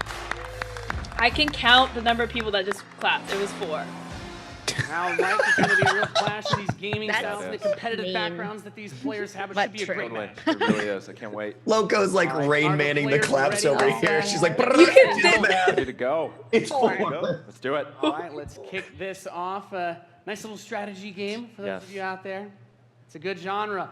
I'm very excited for this. The players Did are they say the loading name of in, this and game? we are ready Into to the kick match. Here we go. this I don't off think so. As the players' bases have been deployed. Maybe and they the don't even action have begins a like any strategy name. game. Economy will be the focus. We have a Free harvester to alpha. start things off. Nothing too Free crazy. alpha. Nothing too crazy. Now the infantry is You going guys to ever come played out one of to these hold games that before? top point. Both players, of course, You mean trying to take that mobile? No, I've never Yeah, played like these anything mobile like this. RTS games. No. That flank position that In Control is going from No. the top side, also very important. I'm not as into Nick mobile Knight's games, forces have to really. circle around Yeah, the I like Right, let's see RTSs, if but I he's don't able to really create play a mobile 2-on-1 games. if he's I able don't. to get there. I don't I know. don't stream them, and I don't play Here comes games outside GI of with, streaming really. with Rhino. It's going to rip up those infantry. Yeah, going for the anti-infantry, and like any strategy game, the units that you're going to use when you deploy them will have a huge impact. Your micromanagement of So your all I can forces think and about protecting that is economy we had like a as well. 5-minute Battlefield like talk There he is. about music, Control and placing then the turret they're on gonna the do this top for like right side 10 to help minutes. Cover that Rhino as Zacharias move towards the northwest position. We can see that the missile is beginning at the same to ready time, and I'm firing sad. that takes out At half the your same base. time, the most like, important objective on the map is to hold those everybody control zones. Right. And who would be picking up a game has a cell phone. It's true. He's done a great It's job like of pulling you're that down with the immediately turret. nobody And has now to get any he's special redeploying hardware. the south You're already side, using bringing it out for all more these other infantry to field reasons. the attack bikes. You could just pick up And the as that game economy ramps up, of course, we see right there more and start powerful making him a little units bit more come out. money. We have there the drill pod coming in the left side to Yeah. help There it is. flank Putting those some flamethrowers. flamethrowers. I mean, Right, mobile absolutely. games Again, those are going to tear through really those infantry. is a Yeah, huge and In Control market. brings out his first tank. Right. That's Yeah. gonna be It to is. try and Like, push just back because, these like, smaller you know, I'm forces not and playing make it, it and it's not easy to for the south side, streamers that missile to passing stream them. halfway now. They're Oh, a no, lot. Well, and that's why it's like A lot outside of of people the play them. perspective towards In Control's base. for us. Let's see if In Control can get around to that top corner, able to halt that missile. He does contest the missile, putting it into the yellow position. Yeah, very important, of course, blocking the pathing of those units is another big factor. Okay, you know Their what? This is strategy, significantly holding more those interesting locations watching is so crucial. professionals As In play. Control begins to secure the northwest spot, another tank's going to come out from Nick at Night to take it out, but now he's bringing out the Pitbull as well to help lock down that north position. This missile is very, very close to firing. Let's see what's going to happen. With another turret, In Control flanks, he takes the top, that missile, And that fires, fires. Breaks it. Wow. and Nick at Night, one shot away from being knocked out here, as the next one will start to ready up in just a moment's time. In Control's very heavy artillery force has been doing a great job at taking control of the map. Yep. And we can see as more of Nick and Knight's forces move up towards that north position, those harvesters, of course, very crucial, very important to protect those, as your economy allows you to get these big late game units. The units are going to come out a bit more slowly as you get more of them on the field. But In Control is just spreading his forces out, trying to hold I don't this know what's advantage going on. that he's had so far. How do you get your resources that you spend on the units? So it's like I think passive. it's That automatic. little, yeah, those little green crystal things is you just We accrue see those. So now moving his tank towards this Another south drill pod we're seeing with some flame tanks. Yeah, Oh, he's got a dude harvesting up there.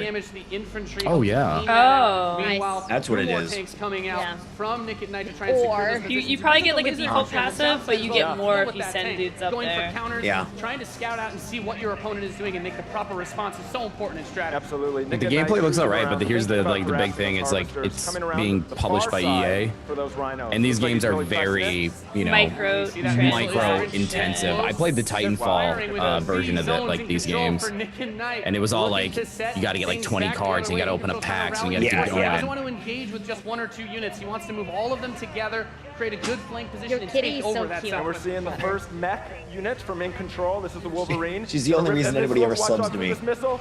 And Nick and There Knight's it goes. gonna fire that one off and settle for next missile is gonna end it. Next missile wins. Let's see what happens. We'll have control of Wolverines, as you pointed out, for In Control. They've scripted this really well to make it dramatic. I like it. Nick and Knight's done a great job getting map presence, and now also harassing the economy of There In he Control. is. Yep. Wow. Okay, we've got our first mammoth tank on the board. If In Control can get this in position, he's going to do some serious damage. That missile just past halfway ready. He's also bringing out his first air unit Wow. to deal with those. A lot going on here. It's got a lot of range, that big boy, and In Control just needs to hold This missile is nearly going to fire. It can be That's stolen 80%. at any Where is it going to go? Is he going to be able to get it off? Got it Oh back. my God! Gonna take it. Defeating Nick and Knight here. Oh my God! That was Good epic. game. Good game. Amazing. All right, What a map. admittedly, that was Thank pretty you so freaking much. cool. For That was me, awesome. I don't Any know, thoughts, I guys? could be weird, but For a I just mobile came to make game? mammoth tanks. Yeah. So That I was know, cool. Yes. Absolutely. I That was just awesome. We saw a little bit of everything right there. Perfect. I wouldn't. Let's hear it I'm not for going to. Nathanius. But I Nick and will Knight watch and In Control play it. Ladies and gentlemen, what you just saw was the worldwide reveal of Command & Conquer Rivals. It was Command & Conquer. Oh. Interesting. Rivals reimagines the real-time strategy experience for mobile. We're giving players complete, continuous control of their armies in quick, competitive head-to-head matches that are fueled by skill I and used to strategy. play Now, Red Rivals will be Alert coming to and iOS and then Android Command devices, & Conquer but I'm excited Generals to announce that Android a players lot. can Like, I play the played that game a pre-alpha lot. today. So head to the Google Play Store, search Command & Conquer Rivals. The studio has been having an absolute blast. I mean, that game playing was this over game. in We like can't wait for you to play. under Please 10 let us know what minutes. you think. Thank you. So pretty decent length for mobile. Yeah. You can't have something like that too long. Oh, Anthem.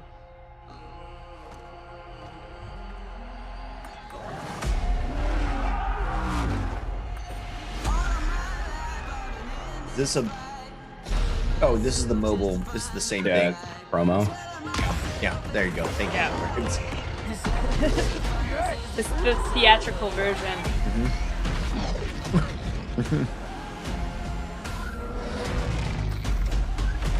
That's exactly the game that you play. Yeah, I like to play this game. Right?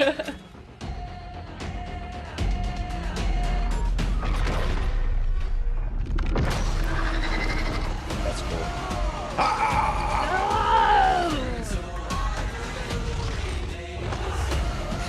And why? And back to reality.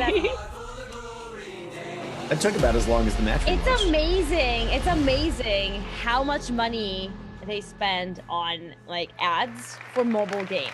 Command and Because Conquer they make so for much. new generation. Yeah, but like, do you remember those ads now, with like before we close Kate the show Upton with a spectacular and, epic like, anthem, I wanted to they share a spent few like final millions things. of dollars I'm blessed for ads. to be able to work with some of the most creative game. I don't people remember the on name the of that planet game. who But come to holy work shit. every day Yeah. to Oh, yeah, create there's another- amazing yeah. entertainment. Yeah. And what I can say That about one with all of Arnold, those too. teams, Yeah, and what I right? can say That about was, us is that what we are was that? always trying to Arnold? learn Ugh, that and was, listen and strive to be better. They're all the same. And I so, know. as you look at the 10 experiences that you're going to see today, and Anthem, as you play Anthem, games this week, Anthem. there's some things we hope come through. Welcome back, First, But at Android. the very core is Gorgeous choice. man. Yeah. Is that you as players get to choose You perfect how specimen. you play, what you play, when Mobile you play, Strike, and what right? devices That was you the one play with on. Arnold. That in making those choices, you feel you are treated fairly. That no one is given an unfair advantage or disadvantage for how they choose to play.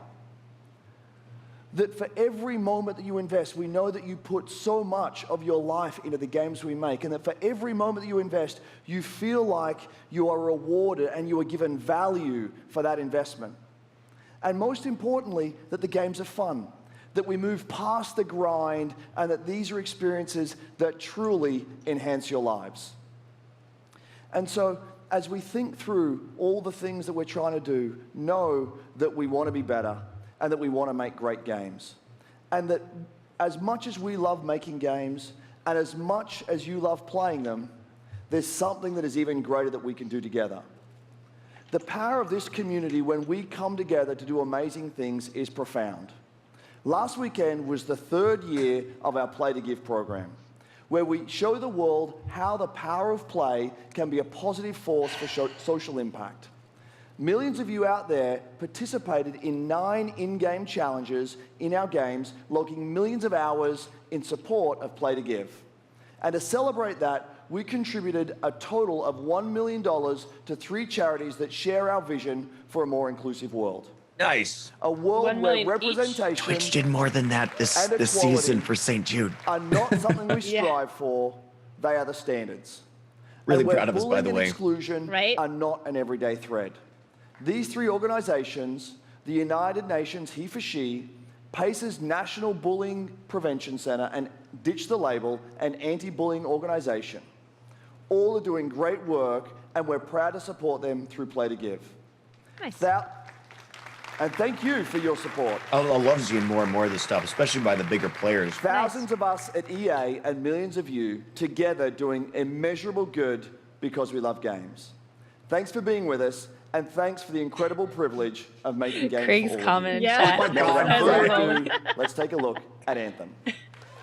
Anthem time. Yes! Okay, all right. Okay. Here we go. Okay, it's happening. It is happening. Game face. And left our world in chaos. Creating. Altering. Destroying. The anthem is all that remains.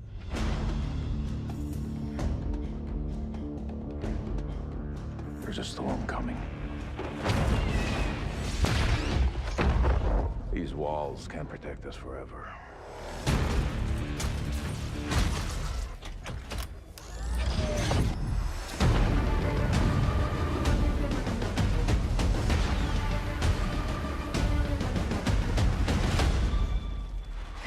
Hero landing.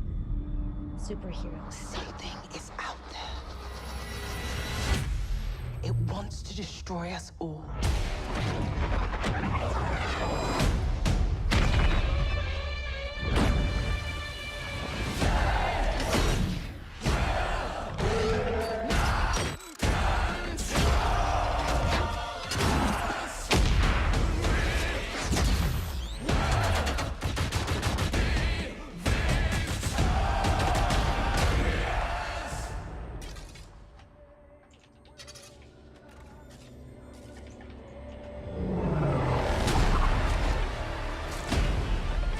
Saved it.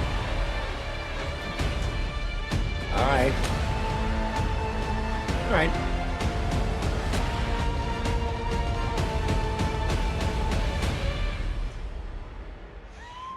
Can I just say that Muse is my favorite band, and right now I have a huge lady boner. I'm sorry, it's huge. I can't. Holy crap.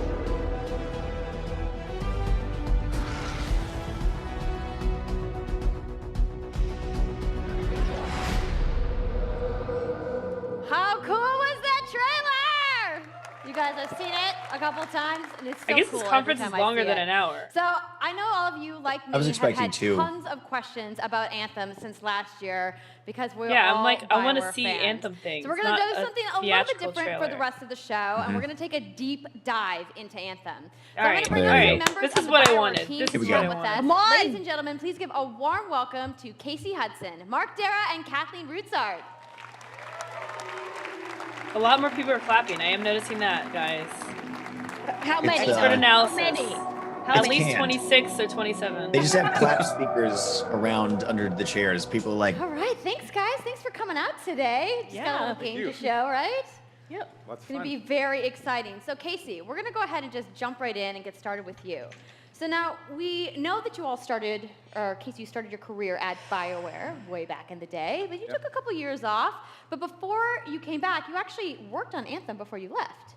Yeah, that's right. So, first of all, it's amazing to be back. It's awesome to be making games for BioWare fans. We have the best fans. So it's been super satisfying to come back to it. And, I just want to be able to continue the legacy of the studio. And that's kind of where it started with Anthem, is just thinking about, what is the evolution of a BioWare game? And we wanted to create a brand new I wanted to know what world else he worked on.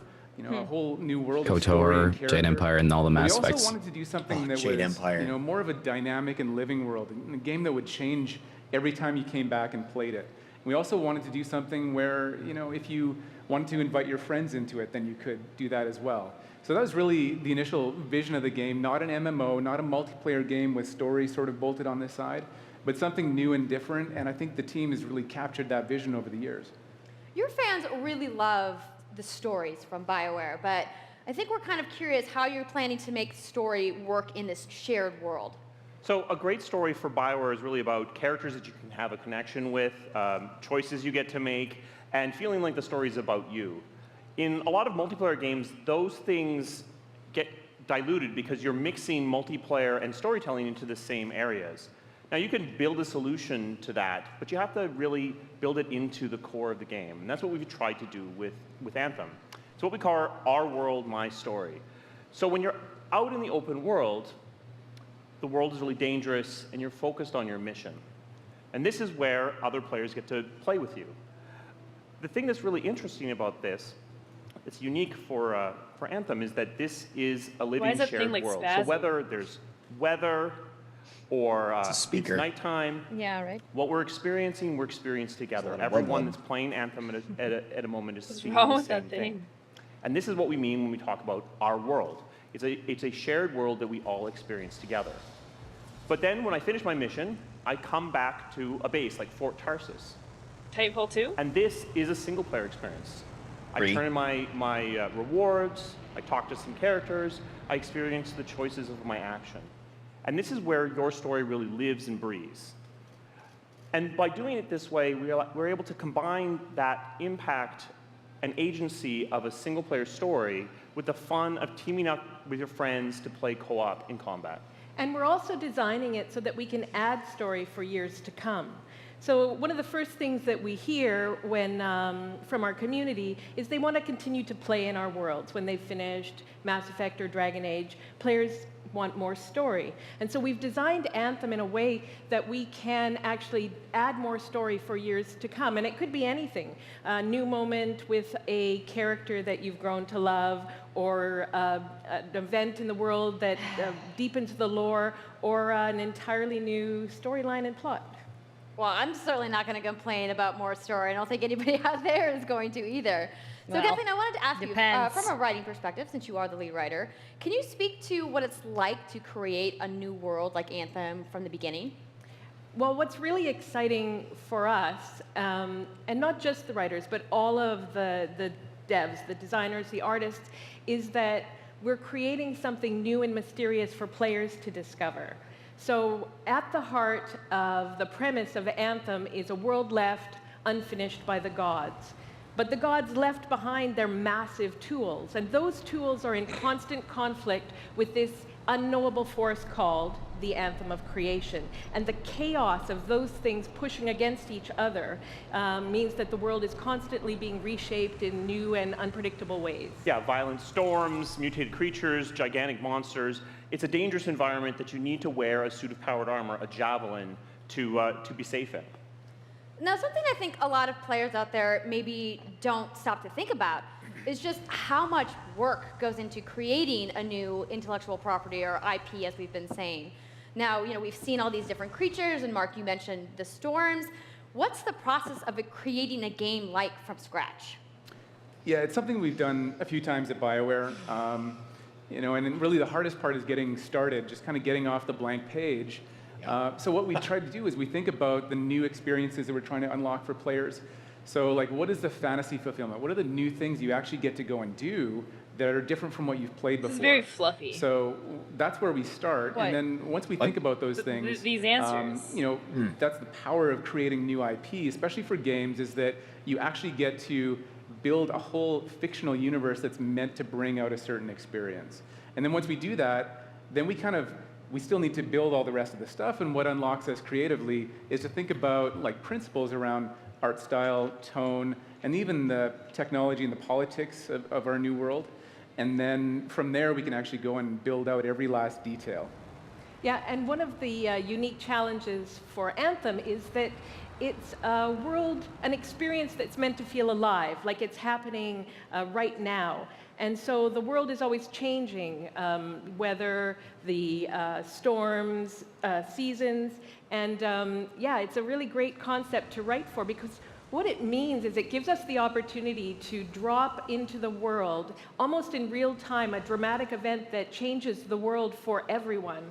And that could be anything from gameplay to lore. I mean, all of the moving parts in the dynamic world sound really cool, the way that they sound like they're going to come together. But even though there's obviously a lot going on, it really all comes back to your character. So let's talk about who we're going to be playing as and why we're fighting these crazy beasts. So you are a freelancer, uniquely skilled to pilot these Javelin exosuits. And you need those suits to survive and fight in this world, because the world will kill you. But on top of that, our ancient rivals, the Dominion, they've discovered a way, they think, to weaponize the Anthem of creation. And so we need to stop them and protect the free people of Tarsus. Now, I've heard you call this power armor a couple different things. Is it a suit? Is it a javelin? Like, what's the canon term here? We call them javelins, and there are 4, and they each have unique abilities. There's the Ranger, and then there's the Colossus, the Interceptor, and finally the Storm. Oh, I like that one too. Yeah, so How many classes each in javelin Destiny? gives you a 3? different way to 3, play yeah. the game.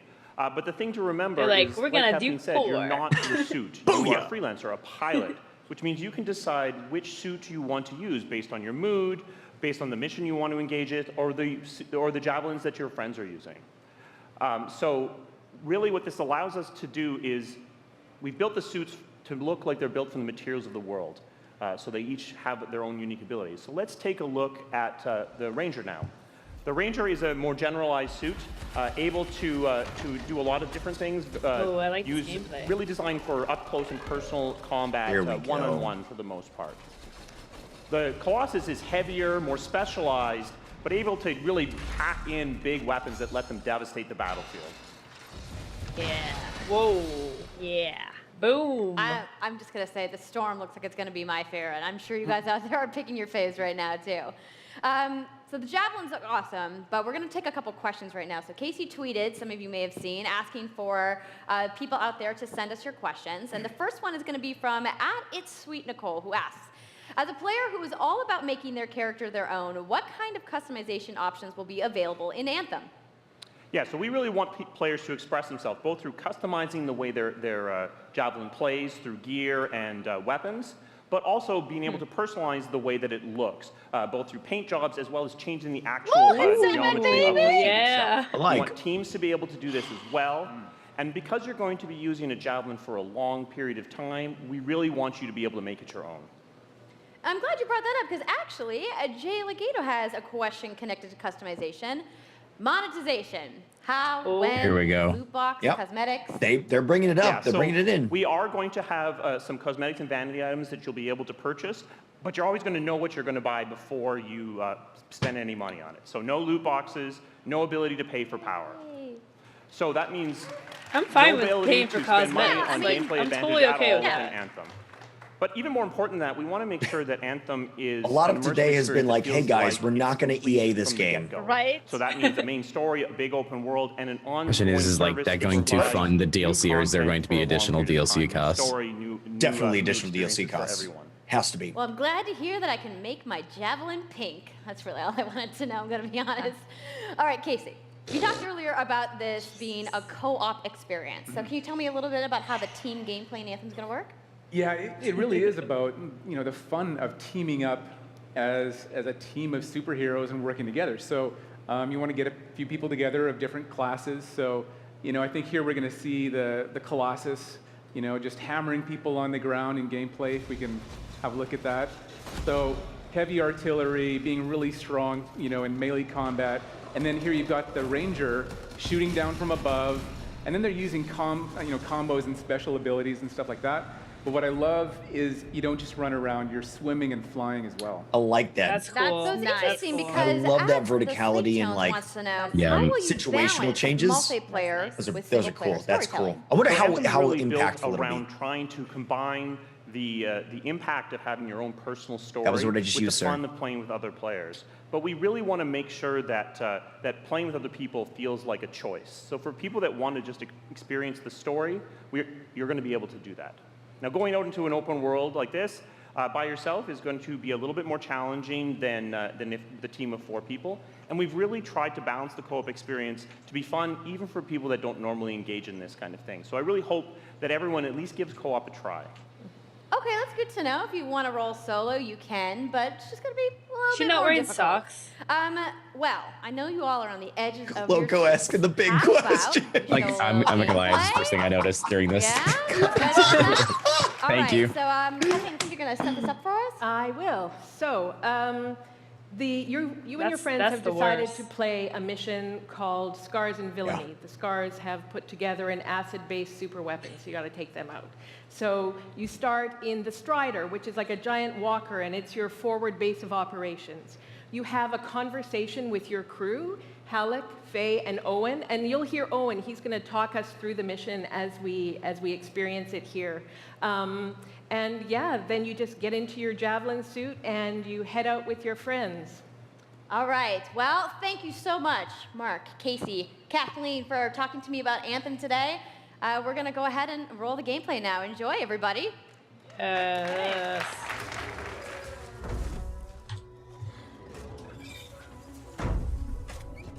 Massive tools incoming.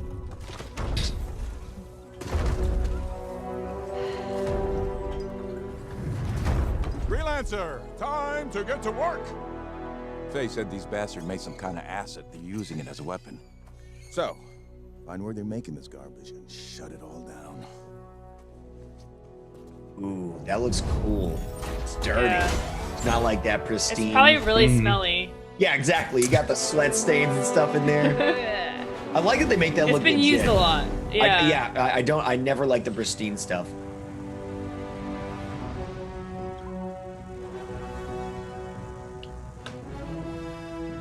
I'm into the graphics, man. I really like the aesthetic of this game. Uh-huh. Like, inevitably, it's going to be like compared to Destiny 2. But I like this more, I think. Be careful. Yeah, this is like this area looks very like tribal-esque. And grungier, yeah. Yeah. Like ancient.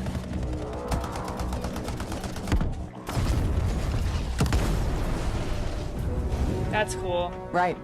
Checking out the Scar Camp some more. Honestly, huge deal is that you can fly everywhere. Better move quickly. Yeah, that's awesome. Like that separates it from Destiny a lot. Yeah, exactly. That's what I was gonna say. It's like at first glance, and for a lot of people, it's just gonna be like, okay, cool, that's just how you move. But that's like a big change. That's a big difference, big distinguishing feature. Dude, what? They're about to dive under the water. Yeah.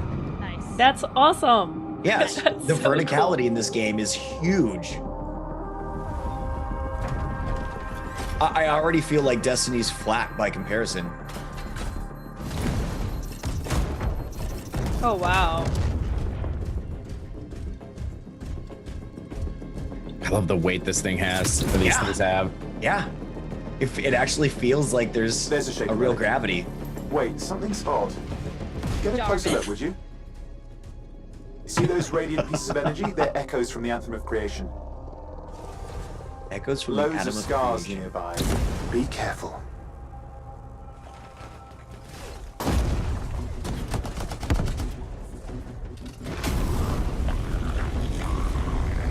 Yeah, burn them.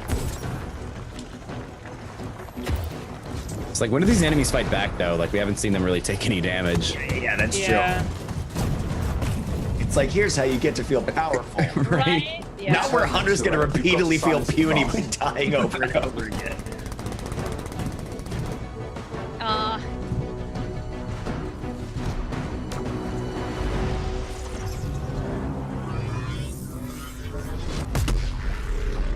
That's the wob wob.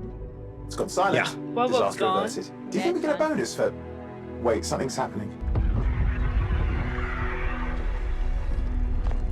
What the hell was that? I think that was whatever laid all the eggs around here. The sound came from below your position. Oh, good.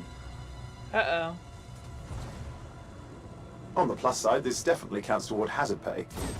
Fine, this There's a is trail of the this egg. acid gunk leading down. Follow it, and we should find the source.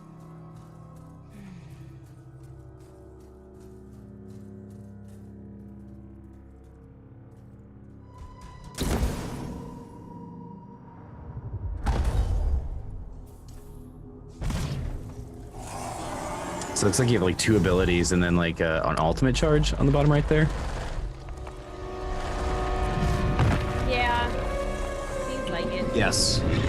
Always if it's going to be 2 buttons. Yeah. All right, cool. Okay. Well. Okay. All right. That, I think I'm into this. Okay. How cool I was is pleased. I'm not gonna I'm get so hyped, too you hyped guys. for this. No. Yeah, No. and that I'm was not. that was actually just a Keep short version of the expectations full demo that we minimal. brought Yeah. here to LA. Since so if I you wanna almost never come get by the hyped, Anthem this is the Theater most here hyped I at, am EA about a Play, game. You can check out the game live. Which isn't... So I'm sure the question on everyone's minds, when do we get to play? So Anthem comes Today. out February 22nd, 2019 on February Xbox 22nd? One, Yeah. PlayStation 4, and PC. So mark your calendars, everybody. Fire PC. off your tweets. Thank you so much again to Casey and the entire BioWare Wait, team. not I know on you guys had that Xbox? awesome theater outside, so I will see you guys there. All right, Give see it you up for there. Casey Hudson, everybody. PS4 and PC, right? They didn't say Xbox. Well, if it's on I It PC... is also on want to give Xbox? a Yeah, big if thank it's- you yeah, if to it's PC. all of the developers who showcased their games today and It's everybody working hard at their studios back home Oh, it is on around Xbox? the world. Let's give them all a round of applause. Oh, Xbox, PS4, and okay. Now, some of what you saw today, you guys have to wait to play. But you guys, EA has so much available right now. Now, for those of you keeping score, you can get your free trial of FIFA 18's World Cup today. And Andrew told us about the free trial of Origin Access. Yarny is back with a buddy in Unravel 2, which is also available today. Plus, you can take on your friends didn't in find Command it. and Conquer Yeah, where's Rivals this available today today? as I'm- well. Now, there's That's no a lot of available oh, stuff there we go. that's out Origin. today. Is it Is there? anybody Yeah. ready to go home and download Unravel anything? 2 and No? Origin. Buy You're now. like, I just want to go outside into the fan It's 20 fest. I bucks. get it. I get it. So, And if you I have want to Origin let you guys Access, know to it's keep your streams $17.99. going. Oh, it did because actually in just say a few people you may moments, know, the and it's got FIFA Lowco 18 there. World Cup live tournament is going to begin. I'm going to head outside and check out the games, but I want to thank There everybody we for go. coming down to Yes. EA Play today and watching the press conference. Excellent. And have a great weekend.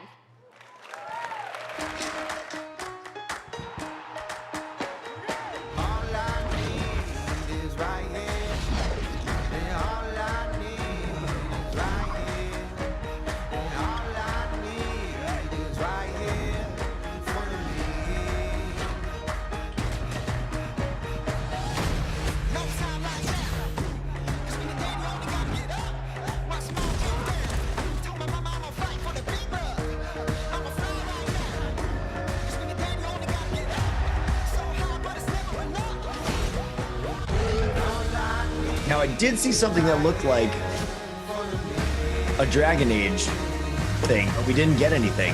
I think that was a push for like their Access Origin or whatever, the pass. Yeah, probably. I mean, it Hi, could have guys, been my from name is any Chew Boy. Dragon Welcome back Age. to the stream. Now, I know the FIFA 19 was exciting. We saw that All right, trailer. let me turn Champions League this is coming down. to FIFA for the first time ever, but the World Cup is 5 days away. So what we All decided right. to do is to have a tournament with some national teams. All right, England, let's recap. Mexico, Germany. I'm gonna turn that off. They're doing Okay. like some tournament now. So we got. So how are you guys feeling after that? Like Lukewarm. hypes, man. Yeah. There's a lot of I'm more than lukewarm. Yeah? Yeah, I've got Sea of Solitude. That game is True. going to be my freaking jam, and it's an indie style game. Obviously, it's not indie because anything coming from EA is funding it's inherently not going to be independent. but it's an EA style game. An EA style game. It's an indie style game. Well, it is an indie. I mean, I guess it's like they brought them on after. I mean, I guess it is still their funding. I don't know how much they do on their own. If they're being brought up on stage, then they have a financial relationship with EA. Yeah. I'm getting really confused in my head. I was about to say early access too. they have some kind of relationship there, and 99% positive that it's a strong financial relationship where they're funding the game and they're going to be publishing it. But at the very least, even if I'm wrong about that, at the very least, it's an indie style game that I think with the prevalence of indies starting in, I don't know, like 2015 and growing ever since then, it's a really fantastic move to have them taking on small, exciting, risky projects and funding them to completion. And hopefully it's not burdened by some of the things that can happen with a big publisher. But that game's got me really excited. Unravel 2's got me I'm pretty excited about that. That looks. You said you wanted to play it. Well, you can play it now. Yeah, apparently as of today. And yeah, then Unravel got 2. Me pretty pumped too. Unravel 2 is available right now. You can download it on Origin. On Origin. Now, for $20. $20 is what I saw. Yeah, really? Uh-huh. I feel like this is like a page out of Bethesda's playbook where they dropped Fallout Shelter. Before that, I don't remember a company doing that. That's where they're true. like, That's this is an entire game available right now. Mm-hmm. And now I think you're gonna see that with like things like little things like this. It's like, oh, by the way, you can actually play this right now. We have seen that a couple of times, but is it? That's a great way to promote a game, because otherwise it'd be like, you're going to forget about Unravel 2 maybe, if it comes out in the spring. Now it's like, I could totally play that tonight. Okay, cool. Yeah. For certain titles, it makes sense, I think. But is it, so I'm thinking of the twofold factor of, one, the people who are going to pay attention to that reveal and that release are the people who are watching E3, which tend to be the more hardcore gamers in the first place. And two, having something suddenly released today can be a detraction for a lot of larger streamers. I'm really excited to see what happens with that listing today and tomorrow with the directory, because a lot of us like to larger streamer. A lot of us we like to plan an event and get it kind of scheduled out and get people excited about it, instead of just like, oh, here's just another game I'm going to play today, only it happens to be a really exciting title. And then your expectations change, and then how that drives purchases of the game because of our impact on the industry is different. So I'm kind of skeptical of this approach, but I think there are probably different perspectives that would inform me a lot better than my own. Honestly, yeah. There's so many indie games nowadays coming out, and so many get lost. That's easily true. Yeah. Yeah. So like bringing them in the spotlight at E3, I think it's a good approach, because That's now, true. I mean, like, about SOS and about Unravel 2. I didn't know anything about Unravel before that. So now I'm like, okay, now I'm hyped about the game. I bought the game. I just fucking bought the game. Yeah. Because I want to play it. Right. And I think that's a good approach. I mean, it's also like Sea of Solitude, was revealed. It's slated for early 2019. How many times are you going to think about that game between now and then? Right. Whereas with Unravel, like, it would probably be more expensive for them to like do this and then wait and then have to remarket the game. That's true. Like, and especially like for the summer where this is the dead game season. So like there's not many new releases. Dead game season. Not wrong. I mean, so it's they just did the marketing and then they're like, okay, it's out. Like, and I'm sure more people are interested now to buy the game. If Bloody waits a week, like, and it comes out a week later, she's probably not feeling the hype and the sentiment, like, as opposed to like having it at your hands right now. True. Yeah. Yeah. I don't know. How did you feel Downloading about the game Battlefield? Man, I mean, there was a lot of talking. Why do you laugh when I say? Wait for it. Wow. There's a lot of talking, but not a lot of, gameplay. That's very true. They didn't show any gameplay, I don't think. Considering I think they just showed theatrics. 2 years ago when they had huge promotion for 1, and then this year it was pretty much nothing in comparison. It was like, yeah, we have war stories and a trailer. That's all you guys get. And I guess they did do, the promotion, a couple weeks ago or whatever. So they kind of already done that. But I was hoping for more details, and we might get some more. Like I think they were talking about during the Microsoft conference, they were going to talk more about it. So I'm hoping, fingers crossed. Yeah, I mean, I like that they announced that they're doing the war stories again and the destructive environments. I like that they're taking the really nice aspects of Battlefield 1 and going with those features. Like, those are two big things. Like, Call of Duty doesn't have a single player game mode anymore. And to me... No, I got rid of it for BR. To me, I felt like Call of Duty, their single player was like really, really, really solid the past 4 or 5 years. Like, better than the multiplayer. So... that's concerning. Like, I know it's not like the fundamental reason why people buy Battlefield or Call of Duty for the single player, but I just enjoy that experience, like, tacked along. So I'm excited to see, especially if it's based on like true stories. Like, that's awesome. I like that kind of stuff. The emotion. No loot boxes. Like EA just they need more titles, like original titles, and they have to be good. They're going down a really dangerous path.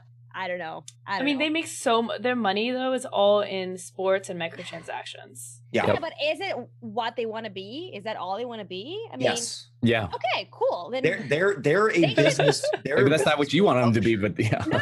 No. I mean, if they want to focus on that, they should, and not try to half-ass more things, if that makes sense. Like, if you want to be a sports games company, then by all means do that, but don't try, don't just. Well, but they're so massive that they have the opportunity to go in 10 different directions and have 6 of them fail and still be incredibly profitable most of the time.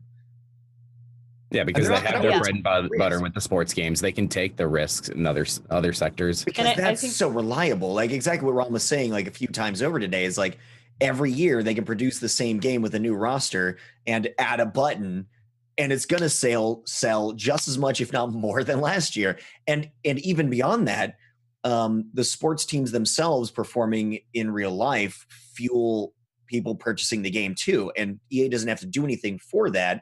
They're just producing the quality game again and increasing the quality, hopefully, year after year.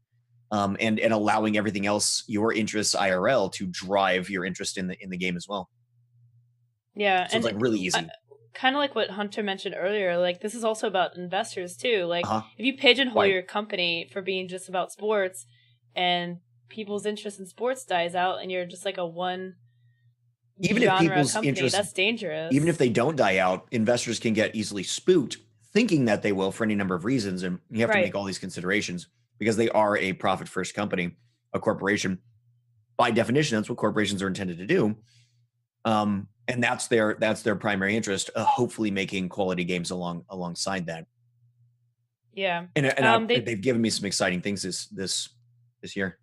So they did reveal a new title, a new Star Wars title, Jedi Fallen Order. That's slated for holiday 2019. They did not even show us title arts. They had a dude in the crowd talk. They didn't show us anything. They sat down with a dude in the crowd. Yeah. Seemed like a nice time though, right? Yeah. I mean, a lot of cake in that time. I guess they just wanted to like let people know, like, hey, this is in the works, by the way, but we're nowhere near having anything done. Honestly, all things considered, not the worst move, because how many times have we gotten upset because we saw something this year and then next year when we're supposed to get more of it, it's like this entirely different thing, or it's completely redefined our expectations. It's this not like gamers have never gotten mad for feeling like they've been debated. Yeah, exactly. So, dude in a crowd mentioning a thing, you really can't go wrong with that. We get the name this year. Next year, we get like a concept art screenshot. Yeah. 2020, we get maybe like 3 seconds of gameplay. Wait, but the game's already supposed to be out by then, isn't it? It's coming out. The year after it releases, we get 3 seconds of gameplay. Right. They're really teasing us. They're really kind of messing with our heads. You know? They want to change the pace of marketing. Yeah, dramatically. They did reveal a lot. Oh, go ahead. I was gonna say I was gonna be very interested if that game ever comes out on the timetable that it is, but Vince does work for Respawn, and they've been pretty good about releasing games on time with like Titanfall and Titanfall 2. Yeah. So since there's no Titanfall, that's what they're working on. So hopefully it's gonna be really action intense and really good. So yeah, Respawn should have that good. Yeah, so it's like not gonna be a KOTOR. We can pretty much assume that. So no RPG Star Wars game. Wait, what is it actually going to be? No idea. I mean, if it's going to be an action game, like he used to work for Activision as well on the Call of Duty games as well. And then he made Respawn with Titanfall. So it'd be really interesting to see how this game plays out. They said the name of the game and when it takes place and when it releases. Yeah.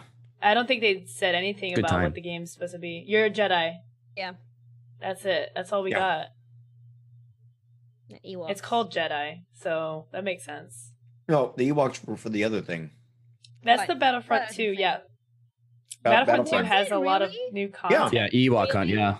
Oh, Which I think is already out already, by the way. Yeah, it's been out for a while. I thought it was. God damn it. No, we didn't get to see anything from that other game. God The damn Ewok it. one was the. Buddy's like, what are these guys talking about? We saw like a minute of things. What are you talking about? There were two separate games. There's one talked about, one shown. Yeah. All right. Okay. All right. Fuck. All right. Yeah. I don't want to be a Jedi either. Like, I want to be a Sith. I don't want to be a Jedi. Well, maybe you can become a Jedi or become a Sith. I don't know. We'll see. I don't know. I don't know how I feel about Anthem. I don't know. Yeah, I was going to ask you guys. Some things about it, like what Hunter was excited about, like the whole verticality and everything. That is cool AF. Yeah. Yes. But at the same time, the combat seemed pretty bland, to be honest. We didn't see the engagement, right? Right, yeah. It was just like, okay, you own those enemies, you know, and they are like, oh, what happened? And they're dead, you know, like they don't even fire back. So I don't know. I'm going to be reserved until I actually get to play the game and form an opinion on the game. We'll see. But there are no romance options. And that makes me feel very sad. How do you know? They said that there are no romance options. They yeah, in the chat someone said that there are no romance options. Maybe they said it on Twitter. I don't know. Look, okay, a romance. Sometimes chat just says stuff, Bloody. Sometimes chat just says things. Game Informer says no romance options. Well, okay, so I don't know. I thought in my head. I mean, it is a co-op game, so yes, and that's 3 romance your options. Friends. Oh, Lowco, are you gonna play with me? I mean, maybe. Wow, the hesitation. Immediate hesitation. Wow, Maybe. damn. Okay. I mean, I retract the question. Boom. You go from wanting romance to wanting to play games with me. It was a sudden jump. I'm washing my socks that day, Bloody. The thing for me for Anthem was like a game that comes out next February. Like they did just a lot of just repeating loops of concept art, and throughout that whole thing, we didn't get like a lot of actual detail. It seemed like it was very unpolished still. Right. They weren't like really willing to give us a lot. Yeah. There's a lot of cool stuff I'd like to see. I want to see that defensiveness. I want to see what it's like to get hit, what your defensive options are. I mean, like, it's very doubtful concerning what they showed that you're going to have high engagement dodging stuff, you know? Like one class is, I imagine, going to be more huntery and flip-flopping all over the... Okay, maybe not the flopping, but at least the flipping. all over the place with a lot of, you know, high evasion and stuff, like physical, like you're actually controlling the, you know, the fast, like Bloodborne-y dodge back and forth kind of thing. That would be cool versus, you know, somebody who's more magey and, you know, dropping out some like, you know, like some EMP blast or, you know, a defensive perimeter and another dude with a big old shield. That's, you know, there's all kinds of things they could do. We didn't see a damn thing. We saw, you know, shoulder rockets and that guy putting up his shield as he was going through the bomb area. So like ways to engage the environment. And of course the flying around and going down in the water and being on the ground. That was really neat. I think that's good. I think that's a really important move to distinguish it from Destiny, despite the format similarities. Yeah. I mean, I just hope we see like a really diverse environment too. Like, yeah, absolutely. Different biomes, different creatures. Like, my concern is with these type of games, and this is just me personally, is like I get kind of bored of like, okay, we go to this location and we do this mission, which is like one of 5 different missions, right? It's either you like kill all these minions or you find some secret relic or like you infiltrate a base. You know, it's like always like the same type of thing. So I'm like, I hope it doesn't feel like a chore where it's just like, okay, we got to grind this and do these side missions and do the dailies that are like the same thing but slightly different. Like, yeah, I mean, and that's going to be a real struggle too, and that's true of a lot of games. Somebody was mentioning like the similarities between we were talking about how there are 4 classes versus the 3 in Destiny. Somebody was mentioning like, oh, so you've got this class, that class, the other class, the hunter, the warlock. But those things were already archetypal. I mean, just look at the names by themselves. Those are pretty standard, and like the way that they interact, the way that they engage. It's somewhat creative, but those are things that you can imagine being with any of those archetypes. So presumably we're gonna have the same kind of archetype. You're gonna have the tanky dude. You're gonna have the, you know, like really fast, like pew pew pew with the, you know, laser bow kind of dude, hunter type thing. Same thing with a wizardy type dude who's like super high tech, throwing out the, you know, perimeter explosives, whatever. Have all those archetypes. That can be dull, but it can also be reimagined and flipped on its head and become really interesting. Same concerns as what you're talking about here with the missions that you're going to have and the ways that you're going to be engaging with the game. All those types of things. The reason why they're so kind of like dull is because they're so archetypal. Like they're good, but when you see them over and over and over and over again in every game, it's like, okay, I get what this is. Okay, I've got to go find the kidnapped person or get the the special documents or whatever. I'd really like to see them do something interesting with it because they have a really fine opportunity here, especially when it comes to defining the way that this subgenre kind of works. It would be the most damaging if it was similar to other games, I think. Yeah, and with like the 4 classes, like I feel like there's going to be a lot more opportunity to have like different builds, customization, and different like I don't know if you have to have, I don't think you have to have like 1 class per, like for co-op, it's not like you have to have all 4 classes. You could probably mix and match. And so if they do like raids and stuff, how Destiny does it, like I'm going to be, like that's just going to add that much more dynamic to doing those raids with the different, like, you know, class makeups and stuff. And I guess like being able to find different loots, different gear for your character too.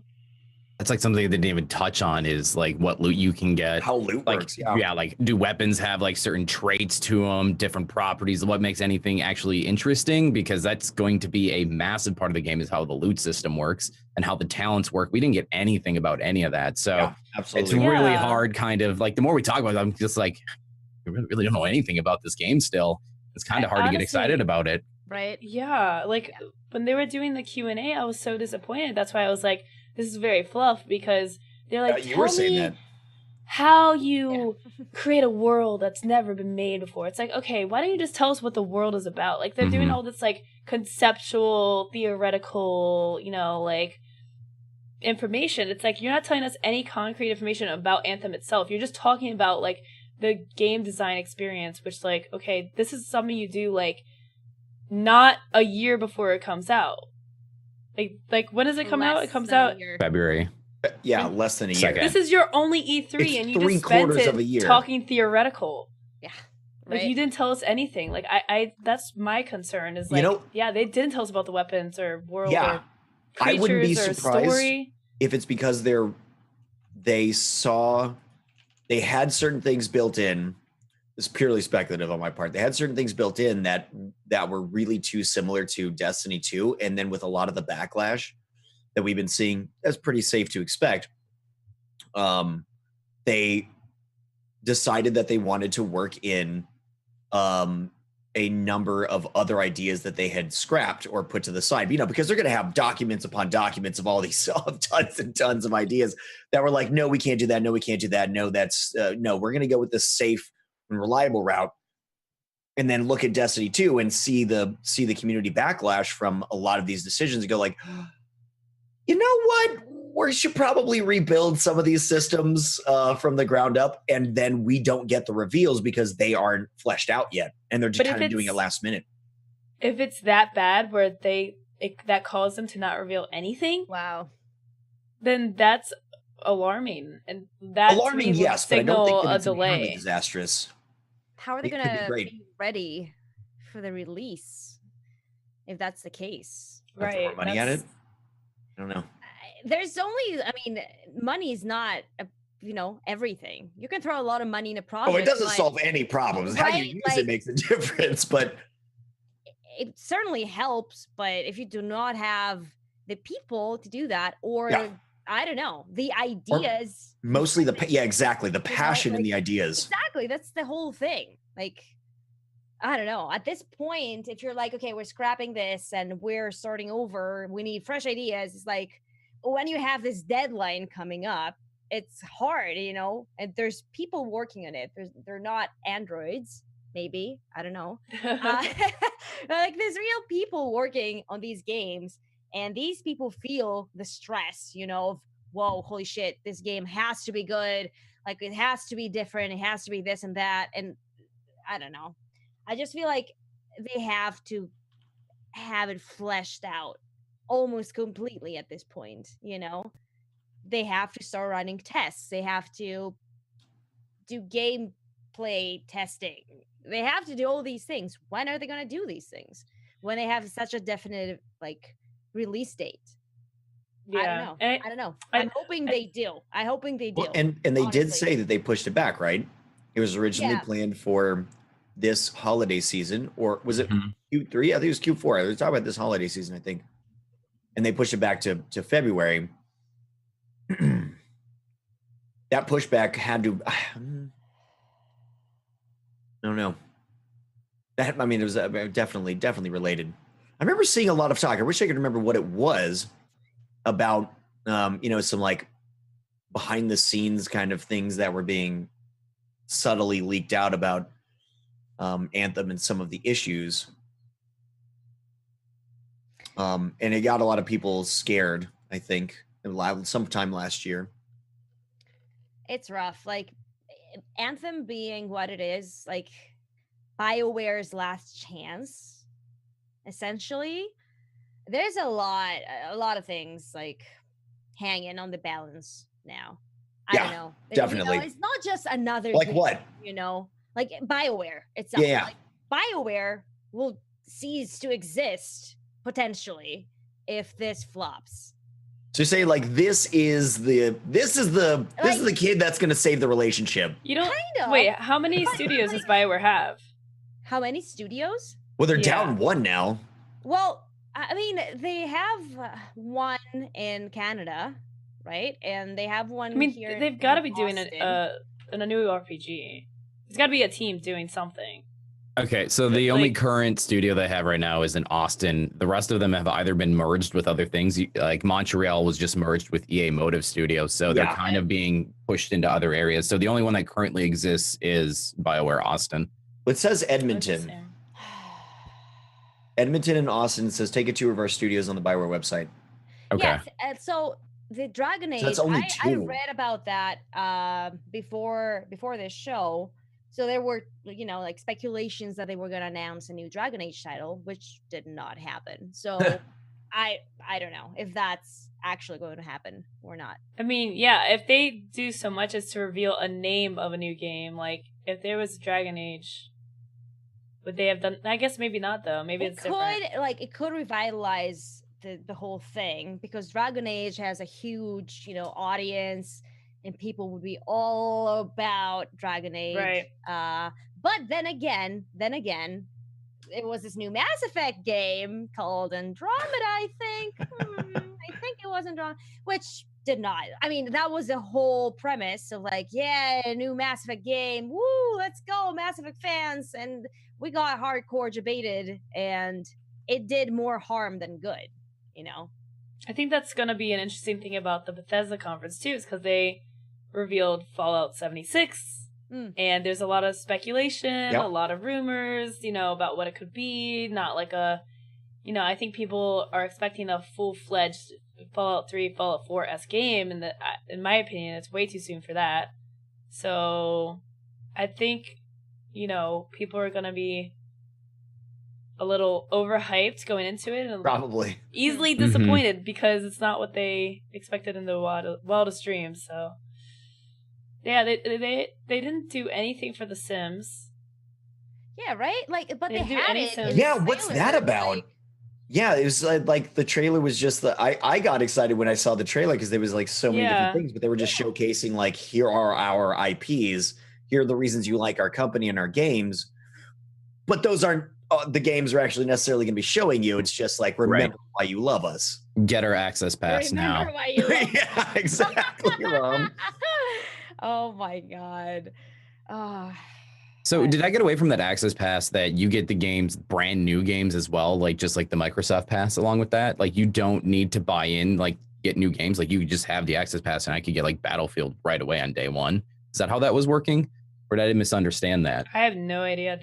I don't think they really explained it. They're just like, here, you can play games with Origin Access. I think the way that access has worked, I know that I'm going to be wrong about some of this. I think the way that access has worked in the past, over the last like year plus, is you at the very least get trials of games. You can play games for like 7 days or something, which drags you in. I think you can. Yeah, no, that's I think what you can do. So yeah, that was the original. Yeah, so they announced Premiere. Yeah, they didn't say anything. I'm trying to like find any information about it. It's like, yeah, here it is. Play First Trials, Vault Games, Origin Access FAQ. What is Origin Access? Glad you asked. PC gaming subscription. Unlock the Vault, a growing collection of great PC games you can download and play as much as you want. Try new EA games before, not early access. EA, obviously, Electronic Arts. I always have a struggle with this. I do have Origin before Access. they're released at no extra cost and an automatic 10% discount on Origin purchases. Yeah. So you get like a 10% discount for all the games. Yeah. Like I bought Unravel 2 and it was $18 for me. And so it's sort of like, good. thinking in terms of we as streamers, when you look at your, subscription count, you're like, oh, I can see what that reliable revenue is going to be for 2 months from now, for 45 days from now, or 45 days from the end of, this month. That allows you to budget in a certain way. When they're getting subscriptions like this, it works in the same way. They don't necessarily have to look at how the particular game is going to sell. They can already see we're going to be getting this, and hopefully we're projecting this on top of it for the sales. But they don't have to worry about the game flopping anymore in the same way that they did before, because they're getting that consistent revenue from subscriptions, and it's a reliable subscription. You're getting 10% off of everything. So they're taking a hit there in order to get you subbing to make more money off of us, and understandably and reliably so. It seems like a good move for everybody, including we as consumers, getting to try stuff out early and getting the discounts. Like that all seems pretty great, and we just ultimately spend a little bit more to do it. For sure. Like worst case, if the game flops, like now you have all these extra eyes that get to try out these games, and from there, like that can just generate more sales by word of mouth if it's actually a good game. Like there's plenty of games that go under the radar that are good that just don't have the right marketing, or like just don't catch the right people initially. Origin Access Premier. I think it's a great idea. So, yeah, it will be like Microsoft the past, from what I'm reading. It will be, you will get new games as they come out with the subscription, their games. So you will get FIFA, Battlefield 5, and Anthem, like with that pass on day one. So that's pretty neat. It's interesting. Yeah. I like it. I mean, I don't like how every single game company makes their own platform. Like you know, you have Origin, Uplay. Steam, Uplay. Like I hate that.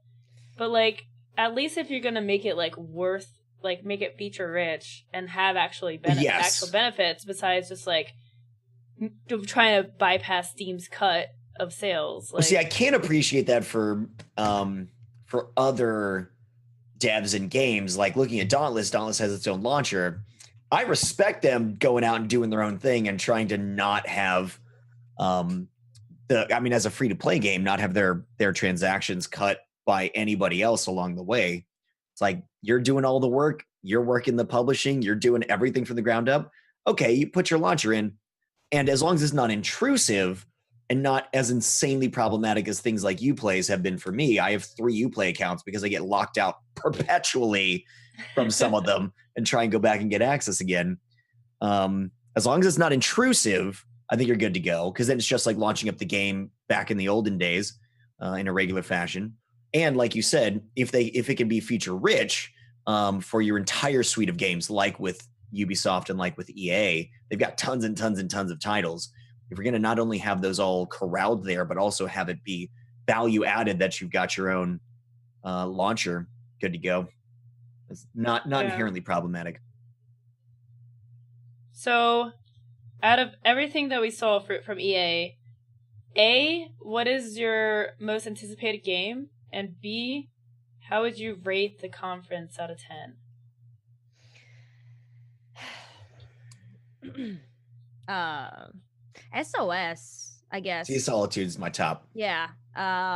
It seemed really intense, and it seemed like a game that I would really enjoy playing.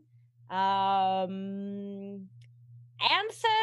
I'm just gonna be, I don't know, reserved for now. I'm not gonna get excited. I need to see more things to get excited.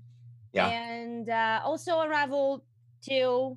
Unravel 2 is pretty cute, and about the game, gonna be playing the game.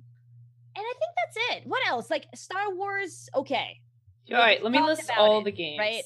We just talked about it. And Battlefield. All right, List Battlefield them. 5. Ready. Yeah. So Battlefield 5, FIFA, Jedi Fallen Order, Battlefront 2, new content, Unravel 2, Sea of Solitude, Sports, aka Madden, NBA. Sports. I don't know, it's sports. Just sports. Command & Conquer Rivals for mobile, and Anthem. Okay. Oh, yeah. Sea of Solitude, Unravel 2, Battlefield, Anthem. Star Wars is just talk, so I mean, yeah, they didn't we'll like. see. I would be hyped for it if there was anything besides title to go off. But like, okay, cool, but okay, we'll see. And it as a whole, I'd say probably a 6 out of 10. The score, I don't know. Yeah, pretty lukewarm for me, unfortunately. But we'll see. We'll see. I prefer seeing less at conventions and everything, and having actual good games when they get released. Than the other way around. So we'll see. Quick surprise, Unravel 2 is the 27th game or directory listed on Twitch suddenly, with almost 9,000 viewers. Nice. Dang. what? Yeah, I expected that. Nice. That's fast. Yeah. That is fast. So that's exactly what I was talking about, is like, how is that going to work with, well, not as though I predicted that, but how is that going to work with broadcasters, and whether or not it's a good or even smart idea to Yeah, I mean, to a announce very and launch. quick minded streamer would have heard that, turned off the EA conference, downloaded Unravel as soon as they could, and put themselves in the directory streaming it. Because you bet people would start looking for that game, and I bet you small streamers, they did that early, like, could You're like a easily 10 get a viewer lot of streamer, traction. and suddenly you're up to like 800. Right? If you can those are the find someone type of else too. things. Yeah. Honestly, those type of moves are what can like blow your stream up. Chat. And we're Like- stuck here, Lowco. You locked us in. No, my channel's dead. I'll just hit Bloody. I'm just gonna hit the eject button. All right, I'm sending you on your way. Yes. Um, Finally. But yeah, like I've seen like small streamers get like lucky getting early access to a certain game or something, or like picking up on something before people do, and like that person, I've seen channels that have like less than 1,000 followers, but have like 3,000 viewers because they just like hit this exact like type of moment. So I would be curious to see if you go to that directory, what streamers are playing it right now, and how big they are, because I'm sure you'll see a lot of anomalies like that. Yeah, you've piqued my interest. Okay, do I need to ban Bloody? Wow. Jesus. Hostility. Oh wait, did they say that the co-op was did they say it was LAN only? Or I mean local only? Local only. Only I can co-op. Because that would be really fun to see a game like that with like 2 different streamers play. That'd be really cool. That, yeah, I don't know if they mentioned about the co-op. Yeah, I think some of that is happening. So what was it? Most excited game or like best game and score? Most anticipated game and score. Like in terms of anticipation, the game that I'm probably most excited for wasn't even really even spoken about or announced, honestly. But they probably told us more than most of the other games that they showed us, was the Star Wars game from Respawn. I think that game has the most promise, especially after Titanfall 2 was such a fantastic game that got really not a lot of like vision on it, but like I'm really excited to see what they do with that. I already know what most of the games are. We didn't hear anything about Anthem, like we said. Battlefield, I didn't really learn anything new about that game at all, besides music, apparently. And like I did enjoy the indie games. Unravel looks like something I'll probably play in SOS, but I just don't know enough about them. So I'm kind of more intrigued by the thing I know nothing about really at this point. But I think I think this was really weak by EA. It was very safe. They played to their strengths, which was sports. They didn't take any risks. And I'm going to say like a 4, honestly. I think it was a pretty weak intro to E3, but it can only go up from here. So at least we got that benchmark out of the way. Yeah. On a scale from Extinction to God of War, I feel like this one was Vampire. Oh, wow. Love it. Perfect. Nice. Okay. So 5. 5. 5. Perfectly, Feeling like perfectly 5. mediocre. Cool stuff in concept. Did we see it happen? No. But the concepts got me really excited. Yeah. And I think it was SOS is like, the one for me. It's almost like it was like a sleight of hand. Like they hinted at things, but then they really didn't show us anything. Like I think You guys are going to be so excited. Here's a preview of the thing you're going to get excited for when you actually see that what's not in the preview, but later. All right, get amped. Clap. Time for clapping now. Come on. all 7 of you. I counted. Yeah.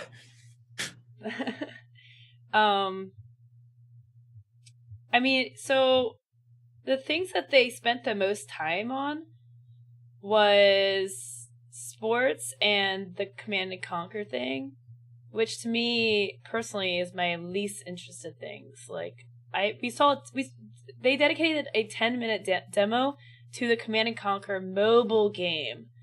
Like I would want to see more from their biggest titles, in my opinion. Interestingly, they had to, though, Because you can't just preview that game and get anybody excited about it at all. You're like, hey, if they showed that cinematic trailer, I would have checked out the game. Like, really? Well, I don't the know. Cinematic trailer. I feel like at this point we've learned how that works with mobile games. Like they have these beautiful trailers, and then you get in and play, and it's like, it's like a 30 by 20. But that's screen. every mobile game. Exactly. They always do these grand things. Showing professionals playing the game is one of the things that gets you. I mean, like, look at 98% of people who play League are trash at League, but they watch, people who are incredibly talented. And they're like, I want to be that too. And they get in and they play and they feel really good. They feel like they're participating in something that's greater than their actual performance. And I sort of feel like that's what they were playing on here to an extent. And you can't, and that was a really fast game, right? That was like a pretty quick, but you have to show from start to finish with the professionals playing in order to get people interested with the gameplay itself. So you don't think they could have like recorded that and then just cut a 1 minute preview that sounded exciting and looked cool? I don't think it would have felt the same, especially not with the massive, with the advent of streaming and seeing the personalities actually doing this stuff, and with the esports being as big as it is and having these stars up there. I think it did exactly what they needed it to do. I guess for me, I would have actually liked hard information about Battlefield. Yeah. And Anthem. Yeah. Like, I feel like it was entirely fluff, and everything else was just like, I mean, yeah, Unravel and Sea of Solitude, like, those are cool, but like, those just aren't like big on my radar. So like, for me, I guess most anticipated would be Battlefield 5. Rating it, I guess, like, I would give it about a 5 out of 10 too. Again, just like minus points for focusing too much on, in my opinion, things that just aren't as interesting to me, like the sports and the mobile game. And yeah, you're right, they played it safe. Like, they focused on the sports. That's the thing. I think they did the same thing last year too. That's why I was like, I think last year all I remember is them talking about sports. Like, they didn't entirely play it safe. I mean, think about them bringing Sea of Solitude out in the first place. They did that last year though. They did like a little indie corner with the same thing. Yeah, I don't think that makes it safe though. Just because they had engaged in that before. I mean, safety it's not is very risky though if they've done it. Maybe it was riskier last year if that was their first time, but now it's like, okay, that took well. Let's do it again. Yeah. Sure. Yeah, that seems reasonable. I definitely wouldn't say that they really went out on a limb with that one. But it's not. But I think showing a small studio, atypical format game, showcasing it at your E3 conference, when you have things like the super reliable sports games, and you have things like Anthem that are on the dock, and you have things like Battlefield. I like that. I appreciate it. Whether or not I'm sure that's why they do it. Yeah. Yeah. I mean, you're going to keep me interested with stuff like that. Yeah. It's playing to a much wider audience with some of that stuff. If it were all sports, it's like, that was honestly the best part of the conference, was like that indie segment, the Unravel and Sea of Solitude thing. Like, I don't know. It wasn't even that they didn't have time to do, to share information about Battlefield or Anthem, but they just decided to dedicate that time to just not present really any real information. Mm-hmm. But yeah, so overall, average about 5 out of 10. Yeah. That's actually easy math, because you did 6 out of 4. Yeah, wow. Yeah, 5 out of 10 average from the panel on the EA conference. So guys, we're going to be covering all the conferences here on the Streamer Square channel. So I will bring up the schedule to show you guys like what we have coming up. We don't have anything else going on today. Let me see if I can get you guys a schedule real quick. But tomorrow we have going on today, like at E3. Or is it just that was it? Yeah. I mean, besides like little like the tournament that they were doing. Okay. So let's see. Tomorrow we have Microsoft at 3:30 Eastern Time with Lucid Fox and Lady Adarissa and Hunter. We have Bethesda at 9 p.m. Ooh. That is going to be with Romcomm and Lady Adarissa and Hunter. So Romcomm will be coming back. So excited for that one. They're gonna kill it this year, I hope. I'm hyped for Bethesda too. Mhm. Microsoft, I'm like, this is emergence for Microsoft. Like they need to do well. Like they need to like come out of the gate. I'm gonna zoom in on this so you guys can actually see it a little bit better. We also have Devolver Digital after Bethesda. So I'll talk to Hunter about potentially doing that one as well and see if anyone's interested in covering that. So we might do Devolver after that because they always do like weird stuff. It's great. It's, like, Right? entertaining. Like last year's was insane. Yeah, so kind of want to like So mental. be on stream for that to It see. was weird and bizarre and exactly my speed. I guess they only had like they put that together in a month and it was beautiful. Yeah. So that's gonna be right after the Bethesda conference, so we might cover that as well. And then Monday we have a very, very long day starting at 12:30 p.m. Eastern time. We've got Square Enix, Ubisoft, PC Gaming Show, and Sony all the same day. So it's gonna be a very long day for us. We'll be here all day long, hanging out with you guys. My voice. I'm sorry, I'm a little under the weather. I chose the worst weekend to get sick. Oh, so I apologize. You choose when you want to get sick? Is that how it happens? It's like jury duty. My body. When do you want to get sick, sir? Christmas. Okay, you got it. Actually, No, quick shout out to Lowco on this one. She is with Illing. Can we get some ailing as much as claps? she is. Can we get some Yeah. claps? Like Get some claps in here for claps? Lowco. Yeah. This Thank is you. the first of a Yeah. very long weekend for a sick person, and she is already just blown it out of the water. We've got a lot of stuff in store, and if you guys enjoy this, like this is something that we'll probably do in the future because it's awesome to get like different broadcasters together under one roof to do this. So I hope you guys are ready for a very, very long, exciting weekend of video games. This is just the first conference. We got 3 tomorrow, and a lot more coming up. So we'll see you guys soon. We'll be live at about 3:30 tomorrow, guys, for the Microsoft conference. So we hope to see you guys there.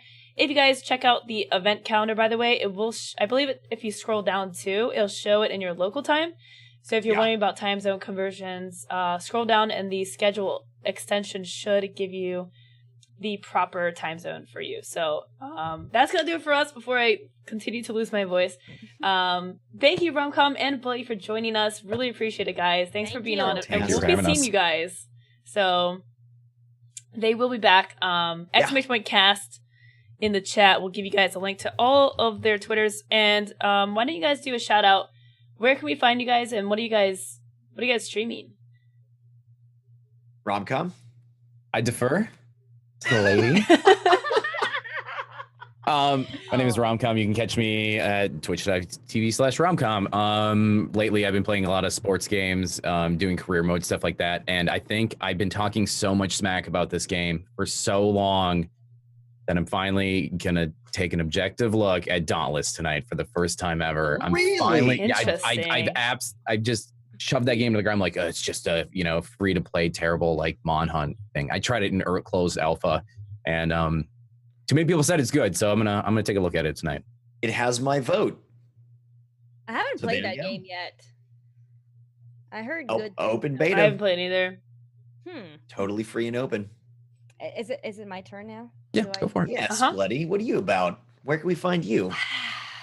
Where can you find me? Well, twitch.tv/Bloodyfaster. So I play all kinds of games, variety to the max, and I die a lot. I am horrible at a lot of them. I'm mediocre at some of them. That's it. She's I'm good at none. okay at selling herself with this. The okayest. No, you know what I offer? People come and watch me play, and they're like, "Huh, you make me feel so much better about my gameplay. That is what I offer, you know, and that is a noble thing. Please. Thank you. She throws herself on the pyre for your benefit. I do. I do. Actually, I have people that they came into chat, like when I was playing Dark Souls or something else. They're like, okay, good. Like, you make me feel better about myself. I'm like, I am happy for you. Tear You're rolling relatable. down my cheek. Yeah, like Because you're average. Damn, Lowco, why does everything come out I of your love mouth you, sound so Bloody. bad? Like, I say something, I feel kind of good about myself, and then Because I'm monotone and I have the driest sense of humor ever. you destroy my psyche. Holy shit. Okay, well, okay, that's it. That's all from me. I'm gonna go cry I owe now. you some hugs. You do. You do. Crying faster. Hello at me. I am the TheHunterWild. Full on variety myself. I do a lot of launch events. We just got done with one for Vampire that was really mediocre. Jurassic World Evolution, though, coming up. I know some of my friends are going to be playing that at E3, which I don't know how that's working. I think they're streaming it from some of the booths at E3 while they're there. I'm going to be doing a big launch event for it, which means 12 hours a day, a bunch of giveaways. Really exciting every time. I love doing the launch events. But you can find me on Twitter at TheHunterWild TV and on Instagram at TheHunterWild. I would love to see you anywhere. Oh, twitch.tv/TheHunterWild. That's also a thing. I would love to see you anywhere. Anywhere. Whoa. Okay, well. Oh my. Last but not least, I'm Lowco. You can find me at twitter.com. I got my hype man over here. Lowco! You can find me at twitter.com/Lowco2525. If my voice will stop cracking. My voice is gone. Oh, you poor streamer. I'm a prepubescent boy. Yeah. So Pardon my puberty. I'm 12, by the way. So anyways, you can find me at twitch.tv/Lowco. I just finished playing Vampire, and by finish I mean I stopped because it was so boring. I'm done. I'm so glad I wasn't the only one. Yeah. Jurassic World, that's my game. That's when I go back to streaming on my channel, that's what I'm doing. So I'm excited for that. I'm really excited. So and I own Streamer Square, so if you guys want to check out the website, follow us on Twitter, join our Discord. We have a Discord that a bunch of streamers are part of where we talk about streaming, share advice. So if you need any help about streaming, definitely recommend joining our Discord and checking out the website. I'd really appreciate it. So thank you guys for being here. We'll be back tomorrow at 3:30 for the Microsoft conference. Hope you guys have a good rest of your Saturday, and I hope you guys are ready for a really exciting weekend of E3. Yeah, Thank you guys. baby. Thanks a lot.